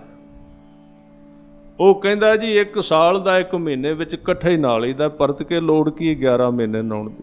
1 ਮਹੀਨਾ ਝੋਨੇ ਵਿੱਚ ਪਾਣੀ ਵਿੱਚ ਹੀ ਰਹਿਦਾ, ਬਰਾਬਰ ਕਰ ਲਿਆ, ਘੰਟੇ ਗਿਣ ਲਵੋ ਕਿੰਨੇ ਘੰਟੇ ਪਾਣੀ ਵਿੱਚ ਰਹੇ। ਇਸ ਤਰ੍ਹਾਂ ਦੀ ਕੋਈ ਗੁਰੂ ਸਾਹਿਬ ਨੇ ਵਿਚਾਰ ਨਹੀਂ ਦਿੱਤੀ ਕਿ ਆਦਮੀ ਇਸ਼ਨਾਨ ਨਾ ਕਰੇ। ਕਰ ਇਸ਼ਨਾਨ ਸਿਮਰ ਪ੍ਰਭ ਆਪਣਾ, ਮਨ ਤਨ ਭੈ ਅਰੋਗ। ਪਰ ਇੱਥੇ ਕੱਲਾ ਇਹ ਸੋਚ ਲੈਣਾ ਕਿ ਸਰੀਰ ਦੀ ਪਵਿੱਤਰਤਾ ਹੀ ਧਰਮ ਹੈ, ਉਹਨੂੰ ਕਹਿ ਰਹੇ ਨੇ ਮਨ ਕੀ ਮੈਲ ਨਾ ਤਨ ਤੇ ਜਾਤ। ਫਿਰ ਕਹਿੰਦੇ ਇਸ ਦੇਹੀ ਕੋ ਬਹੁ ਸਾਧਨਾ ਕਰੇ। ਜੇ ਕੋਈ ਬੰਦਾ ਇਸ ਦੇਹ ਨੂੰ ਬੜੀ ਸਾਧਨਾ ਕਰਦਾ ਰਹੇ ਕਿ ਅਨਾਜ ਦੇ ਵਿੱਚ ਲੂਣ ਮਿਰਚ ਪਾ ਕੇ ਨਾ ਖਾਏ, ਫਿੱਕੀਆਂ ਚੀਜ਼ਾਂ ਖਾਏ, ਬੜਾ ਯਤਨ ਕਰੇ, ਠੀਕ ਹੈ, ਕੁਝ ਹੱਦ ਤੱਕ ਇਹ ਚੀਜ਼ਾਂ ਸਹਾਰਾ ਕਰ ਸਕਦੀਆਂ ਨੇ। ਭੋਜਨ ਜਿਹੜਾ ਹੈ ਨਾ ਸਾਤਵਿਕ ਚੰਗਾ ਹੈ, ਪਰ ਜੇ ਅਸੀਂ ਆਪਣੀ ਜੜ ਨੂੰ ਨਹੀਂ ਬਦਲਣਾ ਚਾਹੁੰਦੇ, ਮਨ ਦੇ ਡੂੰਘੇ ਥਾਂ ਤੇ ਜੋ ਖਿਆਲਾਤ ਵੱਜੇ ਪਏ ਨੇ ਉਹ ਨਹੀਂ ਛੱਡਦੇ, ਉਹਨਾਂ ਚਿਰ ਇਸ ਖਾਣੇ ਪੀਣੇ ਨੇ ਕੰਮ ਨਹੀਂ ਕਰਨਾ। ਫਿਰ ਜਿੱਦਣ ਮਸਾਲਾ ਮਿਲਿਆ ਨਾਲ ਹੀ ਮਸਾਲਾ ਸ਼ੁਰੂ ਹੋ ਜਾਏਗਾ। 1 ਸਾਲ ਤੇ ਨਾ ਖਾਧਾ, 1 ਸਾਲ ਤੁਰ ਗਏ, ਕ੍ਰੋਧ ਨਹੀਂ ਕਰਨਾ ਜੀ, ਕ੍ਰੋਧ ਨਹੀਂ ਕਰਨਾ, ਦੂਰ ਰਹਿ ਘਰ ਤੋਂ, ਪਰਿਵਾਰ ਤੋਂ। ਇਹਨਾਂ ਕਰਕੇ ਕ੍ਰੋਧ ਹੁੰਦਾ ਜੀ, ਇਹ ਨੇ ਤਾਂ ਮੈਨੂੰ ਲੜਾਈ ਕਰਨ ਦਾ ਸੁਭਾਅ ਬਣਦਾ। ਸਾਲ ਪਾਸੇ ਰਹਿ ਕਿਸੇ ਆਸ਼ਰਮ ਵਿੱਚ, ਕਿਸੇ ਥਾਂ ਤੇ, ਬਈ ਕ੍ਰੋਧ ਛੁੱਟ ਗਿਆ, ਤੇ ਜਦੋਂ ਘਰ ਆਏ ਸਾਲ ਬਾਅਦ, ਕੁੱਤਾ ਸੀ ਜਿਹੜਾ ਘਰ ਰੱਖਿਆ ਉਹਨੇ ਪਹਿਚਾਨ ਲਿਆ, ਉਹਨੂੰ ਵਿਚਾਰੇ ਨੂੰ ਚਾਅ ਚੜਿਆ ਵੀ ਸਾਲ ਬਾਅਦ ਸਰਦਾਰ ਜੀ ਆਏ। ਉਹ ਕ੍ਰੋਧ ਛੱਡਣ ਗਏ, ਉਹ ਵਿਚਾਰਾ ਪੂਛਲ ਮਾਰਦਾ ਕਦੀ ਅੱਗੇ ਕਦੀ ਪਿੱਛੇ। ਘਰ ਵੜਨ ਤੋਂ ਪਹਿਲਾਂ ਹੀ ਕੁੱਤੇ ਨੇ ਕ੍ਰੋਧ ਪੈਦਾ ਕਰ ਦਿੱਤਾ, ਖਿੱਚ ਕੇ ਲੱਤ ਮਾਰੀ। 1 ਸਾਲ ਲਾ ਕੇ ਆਇਆ, ਤੂੰ ਅਜੇ ਵੀ ਉੱਥੇ ਹੀ ਖੜਾ ਹੈ। ਕ੍ਰੋਧ ਫਿਰ ਪੈਦਾ ਹੋ ਗਿਆ ਉੱਥੇ ਆ ਕੇ। ਫਿਰ ਇਸ ਕਰਕੇ ਕੋਈ ਵੀ ਨਹੀਂ ਨਿਕਲ ਸਕਦਾ ਇਸ ਤਰ੍ਹਾਂ ਸੰਸਾਰ ਦੇ ਵਿੱਚੋਂ ਜਿੰਨਾ ਚਿਰ ਉਹ ਵਿੱਚ ਰਹਿ ਕੇ ਨਹੀਂ ਕਰਦਾ। ਟੈਸਟ ਕਿਵੇਂ ਹੋਵੇਗਾ, ਪਤਾ ਕਿਵੇਂ ਲੱਗੇਗਾ? ਤਾਂ ਸਤਿਗੁਰੂ ਕਹਿੰਦੇ ਇਸ ਦੇਹੀ ਕੋ ਬਹੁ ਸਾਧਨਾ ਕਰੈ, ਮਨ ਤੇ ਕਬੂ ਨਾ ਵਿਖਿਆ ਟਰੈ। ਜਿਹੜੀ ਜ਼ਹਿਰ ਅਸੀਂ ਮਨ ਵਿੱਚ ਇਕੱਠੀ ਕੀਤੀ ਏ ਉਹ ਕਿਵੇਂ ਟਲੇਗੀ, ਕਿਵੇਂ ਪਾਸੇ ਹੋਵੇਗੀ। ਫਿਰ ਕਹਿੰਦੇ ਜਲ ਧੋਵੈ ਬਹੁ ਦੇਹ ਅਨੀਤ। ਅਨੀਤ ਜਿਹੜੀ ਦੇਹ ਨਿਤ ਨਹੀਂ ਰਹਿਣੀ, ਸਦਾ ਨਹੀਂ ਰਹਿਣੀ। ਜੇ ਕੋਈ ਆਪਣੀ ਉਸ ਦੇਹ ਨੂੰ ਨਿਤ ਧੋਂਦਾ ਰਵੇ, ਹਜ਼ੂਰ ਕਹਿੰਦੇ ਸ਼ੁੱਧ ਕਹਾਂ ਹੋਏ ਕਾਚੀ ਭੀਤ। ਭੀਤ ਦੇ ਅਰਥ ਨੇ ਕੰਧ। ਜਿਹੜੀ ਕੱਚੀ ਕੰਧ ਹੈ, ਦੱਸੋ ਉਸ ਕੱਚੀ ਕੰਧ ਨੂੰ ਜਿੰਨਾ ਧੋਈਏ ਓਨਾ ਉਹਦਾ ਗਾਰਾ ਵੱਧਦਾ ਜਾਂਦਾ, ਓਨਾ ਉਹਦੇ ਵਿੱਚ ਚਿੱਕੜ ਵੱਧਦਾ ਜਾਂਦਾ। ਇਸ ਤਰ੍ਹਾਂ ਉਹ ਕੰਧ ਕੱਚੀ ਦੀ ਕੱਚੀ ਹੈ। ਫਿਰ ਹਜ਼ੂਰ ਕਹਿੰਦੇ ਮਨ ਹਰ ਕੇ ਨਾਮ ਕੀ ਮਹਿਮਾ ਊਚ। ਨਾਨਕ ਨਾਮ ਉਧਰੇ ਪਤਿਤ ਬਹੁ ਮੂਚ। ਹਜ਼ੂਰ ਕਹਿੰਦੇ ਨੇ, ਹੇ ਮੇਰੇ ਮਨ, ਵਾਹਿਗੁਰੂ ਦੇ ਨਾਮ ਦੀ ਵਡਿਆਈ ਬਹੁਤ ਵੱਡੀ, ਕਿਉਂਕਿ ਇਸ ਨਾਮ ਨੂੰ ਜਪ ਕੇ ਬੜੇ ਹੀ ਪਤਿਤ ਲੋਕ, ਪਾਪੀ ਲੋਕ, ਜਿਨ੍ਹਾਂ ਦੀ ਕੋਈ ਉਮੀਦ ਨਹੀਂ ਸੀ, ਲੋਕ ਉਹਨਾਂ ਨੂੰ ਕਹਿੰਦੇ ਸਨ, ਤੂੰ ਤੇ ਕਈ ਜਨਮਾਂ ਦਾ ਕੁਕਰਮੀ ਹੈ, ਤੇਰੀ ਤੇ ਕਿਸਮਤ ਵਿੱਚ ਪਾਪ ਹੀ ਬੜੇ ਲਿਖੇ ਨੇ, ਤੂੰ ਕਿੱਥੇ ਜੁੜ ਸਕਣਾ। ਇਸ ਨਾਮ ਨੇ ਉਹਨਾਂ ਡਿੱਗੇ ਹੋਏ ਪਤਿਤ ਅਪਰਾਧੀ ਕਈ ਜਨਮਾਂ ਦੇ ਪਾਪੀਆਂ ਨੂੰ ਵੀ ਜੋੜ ਦਿੱਤਾ। ਇਹਦੇ ਵਿੱਚ ਇੰਨੀ ਸਮਰੱਥ ਹੈ। ਅਖੀਰਲੇ ਪਦੇ ਵਿੱਚ ਕਹਿੰਦੇ ਬਹੁਤ ਸਿਆਣਪ ਜਮ ਕਾ ਭਉ ਵਿਆਪੈ। ਕਿਸੇ ਕੋਲ ਬੜੀ ਸਿਆਣਪ ਹੋਵੇ, ਬੜੇ ਵੇਦ ਗ੍ਰੰਥ ਜਾਣਦਾ ਹੋਵੇ, ਕਹਿੰਦੇ ਨੇ ਜਮਾਂ ਤੋਂ ਫਿਰ ਵੀ ਡਰਦਾ, ਕਿਉਂਕਿ ਵੇਦ ਦੇ ਅਰਥ ਤੇ ਇੱਥੇ ਹੀ ਚੱਲਦੇ ਨੇ। ਸਾਧ ਸੰਗਤ ਜਿੱਦਣ ਜਮਦੂਤ ਆਏ ਉਹਨਾਂ ਨੇ ਅਰਥ ਸੁਣਨੇ, ਉਹਨਾਂ ਤੇ ਇਹ ਕਹਿਣਾ ਵੀ ਦੱਸ ਤੇਰਾ ਜੀਵਨ ਕਿਵੇਂ ਦਾ। ਉਹ ਅਰਥਾਂ ਦੀ ਪਰਵਾਹ ਨਹੀਂ ਕਰਦੇ ਵੀ ਇਹ ਬੰਦਾ ਬੜੇ ਅਰਥ ਵਿਆਕਰਣ ਅਨੁਸਾਰ ਪਿਆ ਕਰਦਾ ਜੀ। ਇਹ PhD ਹੈ, ਇਹਨੇ 3 ਸਾਲਾਂ ਦਾ ਕੋਰਸ ਕੀਤਾ ਹੈ, ਇਹ ਬੜਾ ਸੋਹਣਾ ਬੋਲਦਾ ਜੇ, ਇਹਨੂੰ ਰਾਗ ਬੜੇ ਆਉਂਦੇ ਜੇ, ਇਹ ਬੜਾ ਵੱਡਾ ਤਾਨਸੇਨ ਜੇ, ਬੜਾ ਵੱਡਾ ਵਿਆਖਿਆਕਾਰ। ਉਹਨੇ ਨਾ ਕਥਾ ਸੁਣਨੀ ਹੈ, ਨਾ ਸਾਡੇ ਰਾਗ ਸੁਣਨੇ ਨੇ, ਉਹਨੇ ਸੁਣਨਾ ਸਾਡਾ ਜੀਵਨ ਕਿਵੇਂ ਦਾ ਅੰਦਰੋਂ। ਉੱਥੇ ਇਹ ਚੀਜ਼ਾਂ ਕੰਮ ਨਹੀਂ ਦਿੰਦੀਆਂ। ਬਹੁਤ ਸਿਆਣਪ ਜਮ ਕਾ ਭਉ ਵਿਆਪੈ, ਅਨੇਕ ਯਤਨ ਕਰ, ਅਨੇਕ ਯਤਨ ਕਰਕੇ ਵੀ ਤ੍ਰਿਸ਼ਨ ਨਾ ਧਰਾਪੈ। ਮਨ ਦੀ ਭੁੱਖ, ਧਰਾਪੈ ਦਾ ਅਰਥ ਹੈ ਖਤਮ ਨਹੀਂ ਹੁੰਦੀ, ਟਿਕਦਾ ਨਹੀਂ ਮਨ। ਭੇਖ ਅਨੇਕ ਅਗਨ ਨਹੀਂ ਬੁਝੈ। ਜੇ ਕੋਈ ਮਨੁੱਖ ਆਪਣੇ ਸਰੀਰ ਤੇ ਕਈ ਤਰ੍ਹਾਂ ਦੇ ਕੱਪੜੇ ਪਾ ਲਵੇ, ਕਈ ਤਰ੍ਹਾਂ ਦੇ ਵਸਤਰ ਪਾ ਲਵੇ, ਉਹਦੇ ਅੰਦਰ ਦੀ ਜਿਹੜੀ ਅਗਨ ਹੈ, ਇੱਛਾ ਹੈ, ਵਾਸ਼ਨਾ ਹੈ, ਉਹ ਨਹੀਂ ਬੁਝਦੀ। ਕੋਟ ਉਪਾਵ, ਕਰੋੜਾਂ ਹੀ ਕੋਈ ਉਪਾਅ ਕਰ ਲਵੇ। ਉਪਾਵ ਸ਼ਬਦ ਤੁਸੀਂ ਸਮਝੋਗੇ, ਉਪਾਅ ਤੇ ਪਤਾ ਹੀ ਹੋਏਗਾ ਸਾਰਿਆਂ ਨੂੰ ਤਕਰੀਬਨ, ਕਿਉਂਕਿ ਉਪਾਵ ਜੋਤਸ਼ੀ ਦੱਸਦੇ ਨੇ, ਪੰਡਤ ਦੱਸਦੇ ਨੇ। ਇਹ ਭਾਵੇਂ ਪਤਾ ਨਾ ਹੋਵੇ ਜਪਜੀ ਸਾਹਿਬ ਦੀਆਂ ਪੌੜੀਆਂ ਕਿੰਨੀਆਂ ਨੇ, ਪਰ ਉਪਾਅ ਦਾ ਤੇ ਪਤਾ ਹੀ ਹੋਵੇਗਾ ਨਾ। ਉਪਾਅ ਦੇ ਅਰਥ ਨੇ ਤਰੀਕਾ ਦੱਸਣਾ। ਚਲੋ ਚੰਗਾ ਉਪਾਅ ਹੋਵੇ ਤੇ ਚੰਗਾ ਹੈ। ਕੋਈ ਗੁਰਮੁਖ ਦੱਸਦਾ ਵੀ ਤੈਨੂੰ ਆਹ ਦੁੱਖ ਹੈ, ਤੂੰ ਆਹ ਬਾਣੀ ਪੜ੍ਹ ਲੈ, ਤੂੰ ਇੰਨੀ ਸੇਵਾ ਕਰ ਲਿਆ ਕਰ, ਤੂੰ ਇਹ ਕੰਮ ਇਸ ਤਰ੍ਹਾਂ ਗੁਰਮਤਿ ਅਨੁਸਾਰ ਕਰ ਲੈ। ਪਰ ਜੇ ਕੋਈ ਉਪਾਅ ਹੋਵੇ ਵੀ ਕਾਲੀ ਗਾਂ ਨੂੰ ਸਰੋਂ ਦੇ ਤੇਲ ਵਿੱਚ ਆਟਾ ਗੁੰਨ ਕੇ ਚਾਰਨਾ ਤੇ ਤੇਰੀ ਸਿਰ ਦਰਦ ਠੀਕ ਹੋ ਜਾਏਗੀ, ਉਹਦੀ ਤੇ ਸਿਰ ਦਰਦ ਠੀਕ ਹੋ ਗਈ, ਦੂਜੇ ਦਿਨ ਜਿਹਦੀ ਗਊ ਸੀ ਉਹਨੂੰ 5000 ਦੀ ਦਵਾਈ ਖਰੀਦਣੀ ਪਈ, ਉਹਨੂੰ ਗਲਤ ਚੀਜ਼ਾਂ ਖਵਾ ਦਿੱਤੀਆਂ। ਇਸ ਤਰ੍ਹਾਂ ਦਾ ਉਪਾਅ ਗੁਰਮਤਿ ਵਿੱਚ ਪ੍ਰਵਾਨ ਨਹੀਂ ਹੈ। ਇੱਥੇ ਉਪਾਅ ਹੈ ਸਿਰਫ ਬਾਣੀ ਦਾ ਸਹਾਰਾ ਲੈਣਾ, ਸਾਧ ਸੰਗਤ ਦੀ ਸੇਵਾ ਕਰਨੀ। ਸਾਹਿਬ ਕਹਿੰਦੇ ਨੇ ਅੱਗੇ ਬਚਨ ਕੀਤੇ, ਕੋਟ ਉਪਾਵ, ਕਰੋੜਾਂ ਹੀ ਉਪਾਵ ਜਿਹੜੇ ਨੇ, ਦਰਗਾਹ ਨਹੀਂ ਸਿੱਝੈ। ਦਰਗਾਹ ਦੇ ਵਿੱਚ ਵਿਅਕਤੀ ਸਿੱਝਦਾ ਨਹੀਂ, ਰੱਬ ਦੇ ਘਰ ਵਿੱਚ ਪ੍ਰਵਾਨ ਨਹੀਂ ਹੁੰਦਾ। ਹਜ਼ੂਰ ਕਹਿੰਦੇ ਛੂਟਸ ਨਾਹੀ ਊਬ ਪਿਆਲ। ਆਪ ਜੀ ਬਹੁਤ ਸਾਰੇ ਵਿਦਿਆਰਥੀ ਵੀ ਹੋ, ਹੋਰ ਵੀ ਗੁਰਮੁਖ ਬਾਣੀ ਪੜ੍ਹਨ ਵਾਲੇ, ਊਬ ਤੇ ਪਿਆਲ ਸ਼ਬਦ ਬੜੀ ਵਾਰੀ ਗੁਰਬਾਣੀ ਵਿੱਚ ਆਉਣਗੇ। ਊਬ ਦਾ ਅਰਥ ਹੈ ਆਕਾਸ਼ ਤੇ ਪਿਆਲ ਦਾ ਅਰਥ ਹੈ ਪਤਾਲ। ਕੋਈ ਮਨੁੱਖ ਕਿਤਨਾ ਵੀ ਯਤਨ ਕਰ ਲੈ, ਇੰਨਾ ਯਤਨ ਕਰ ਲੈ ਵੀ ਆਕਾਸ਼ ਤੇ ਚੜ੍ਹ ਜਾਏ, ਪਤਾਲ ਵਿੱਚ ਵੜ ਜਾਏ, ਇੰਨੇ ਉਪਾਵ ਕਰ ਲੈ, फिर भी कहते मोहे व्यापै माया जाल। माया का जो जाल है, जो मोह है, जो पकड़े फिर भी उन्होंने व्याप ही जाता है, फड़ ही लेंदा है, फसिया रहेगा। ना ये तो संसारी छुटिया, ना ये तो सन्यासी छुटिया, किते ना किते बंदा ये वलेटिया ही जाता है। साध संगत एक फाई गलों लाई, चार होर पा लियां, एक चीज़ छड्डी, चार होर पा लियां गल विच, ये नहीं लैंदा। ਤਾਂ ਹੀ ਕਹਿੰਦੇ ਨੇ ਵੀ ਜਨਕ ਕੋਲ ਸੱਜਣ ਆਏ ਸਨ, ਬੜੇ ਮੰਨੇ ਪਰਮੰਨੇ ਸਾਧੂ, ਤੇ ਜਨਕ ਜਿਹੜੇ ਸਨ ਉਹਨਾਂ ਨੇ ਇੱਕ ਖੋਜ ਕੀਤੀ ਸੀ। ਜਿਵੇਂ ਆਪਾਂ ਕੱਲ ਵਿਚਾਰਿਆ ਸੀ ਕਿ ਭੋਗ ਤੇ ਜੋਗ ਇਕੱਠੇ ਹੋ ਜਾਂਦੇ ਨੇ ਗੁਰਮੁਖ ਦੇ, ਉਹ ਇਸ ਤਰ੍ਹਾਂ ਦੇ ਗੁਰਮੁਖ ਸਨ, ਉਹਨਾਂ ਭੋਗ ਤੇ ਜੋਗ ਇਕੱਠਾ ਕਰ ਲਿਆ ਸੀ। ਜਨਕ ਜੀ ਬੈਠੇ ਸਨ, ਦਰਬਾਰ ਲੱਗਾ ਸੀ, राज दरबार दीयां गल्लां चलदियां सन, ते बाहरों मुनि जी आ गए, सुखदेव मुनि। जदों बाहरों अंदर आए ना, तो मन विच शंका कर लिया भी जनक जी ते संसार विच फसे हुए ने। ते बाहर जिहड़ी एक धोती मोढे ते रखी सी ना, उहदे बाहर टंग आए भी ये की लैके जानी है, एवें लोग मखौल करनगे। बाहर टंग दित्ती किते दरबार तो, आके क्या राजन तुसी ते संसार विच फसे हो, किवें तुसी ब्रह्म ज्ञानी। तो उन्होंने क्या, एक दरबारी नूं कोल सद्या, कहंदे जा तू बाहर जा, ते बाहरों जाके 2-4 मिनटां नूं आके कह दे भी शहर नूं अग लग गई। वो चला गया, उन्हें क्या अग लग गई। फिर क्या भी फिर जाके कहीं थोड़ी जी नेड़े आ गई, दूसरी वारी फिर उन्हें कह दिता। उत्थे मुनि जी बैठे सन, जिन्हां दी धोती बाहर टंगी हुई सी, जिहड़े कहंदे सन असीं संसार छड्ड दिता। जदों वार-वार बाहरों आके सिपाहियां ने आके कहा ना जनक नूं जी सारे शहर नूं अग लग गई, जे अग अपने दरबार वल वधी आउंदी है।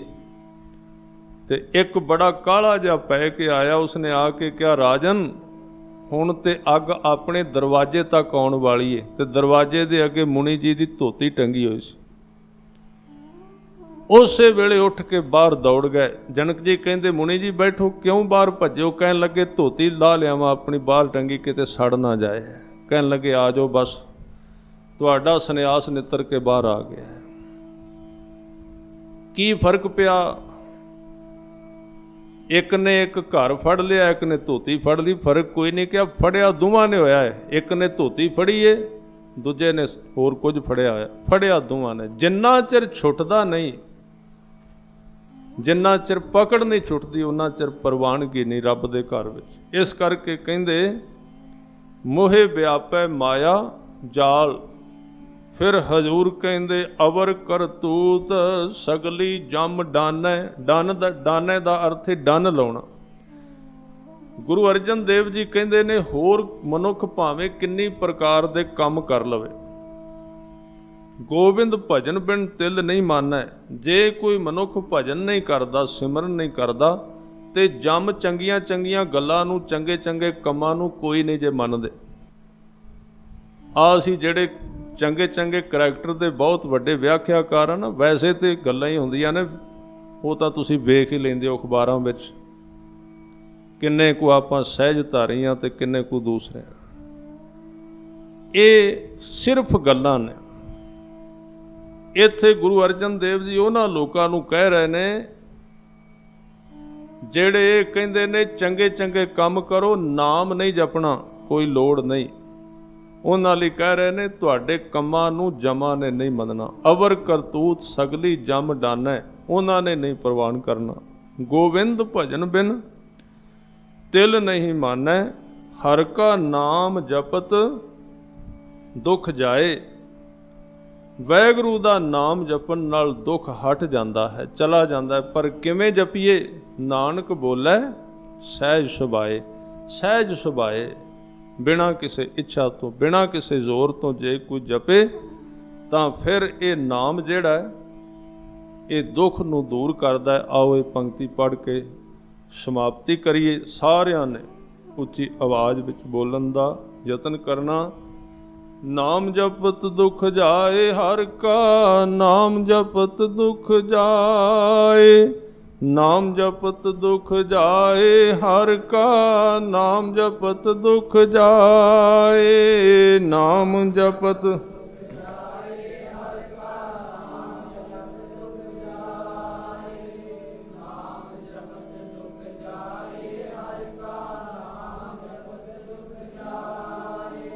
ਨਾਮ ਜਪਤ ਦੁਖ ਜਾਏ ਹਰ ਕਾ, ਨਾਮ ਜਪਤ ਦੁਖ ਜਾਏ। ਨਾਮ ਜਪਤ ਦੁਖ ਜਾਏ ਹਰ ਕਾ, ਨਾਮ ਜਪਤ ਦੁਖ ਜਾਏ। ਨਾਮ ਜਪਤ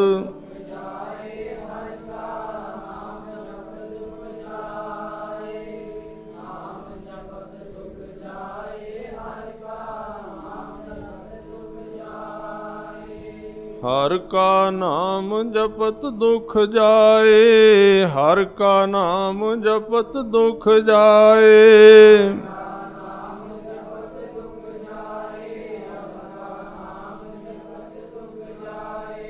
ਹਰ ਕਾ ਨਾਮ ਜਪਤ ਦੁਖ ਜਾਏ, ਹਰ ਕਾ ਨਾਮ ਜਪਤ ਦੁਖ ਜਾਏ।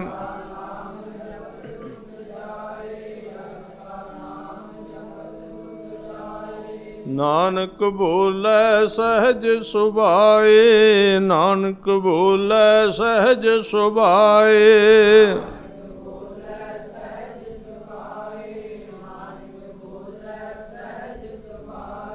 ਨਾਨਕ ਬੋਲੇ ਸਹਿਜ ਸੁਭਾਏ, ਨਾਨਕ ਬੋਲੇ ਸਹਿਜ ਸੁਭਾਏ।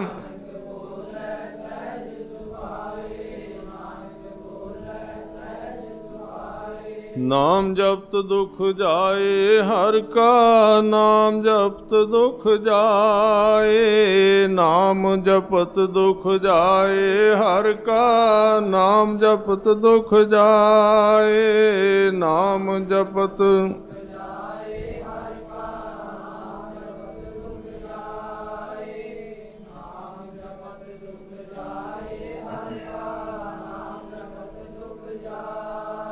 ਇਸ ਤਰ੍ਹਾਂ ਗੁਰੂ ਅਰਜਨ ਦੇਵ ਪਾਤਸ਼ਾਹ ਸੁਖਮਣੀ ਸਾਹਿਬ ਵਿੱਚ ਅਮੋਲਕ ਬਚਨ ਤੇ ਵਿਚਾਰਾਂ ਬਖਸ਼ਿਸ਼ ਕਰ ਰਹੇ ਨੇ। ਸੋ ਸਾਰੀਆਂ ਸੰਗਤਾਂ ਦਾ ਬਹੁਤ ਧੰਨਵਾਦ। ਬੇਅੰਤ ਪ੍ਰਕਾਰ ਦੀਆਂ ਭੁੱਲਾਂ ਚੁੱਕਾਂ ਦੀ ਖਿਮਾ। ਫਤਿਹ ਦੀ ਸਾਂਝ ਕਰੋ। ਵਾਹਿਗੁਰੂ ਜੀ ਕਾ ਖਾਲਸਾ, ਵਾਹਿਗੁਰੂ ਜੀ ਕੀ ਫਤਿਹ।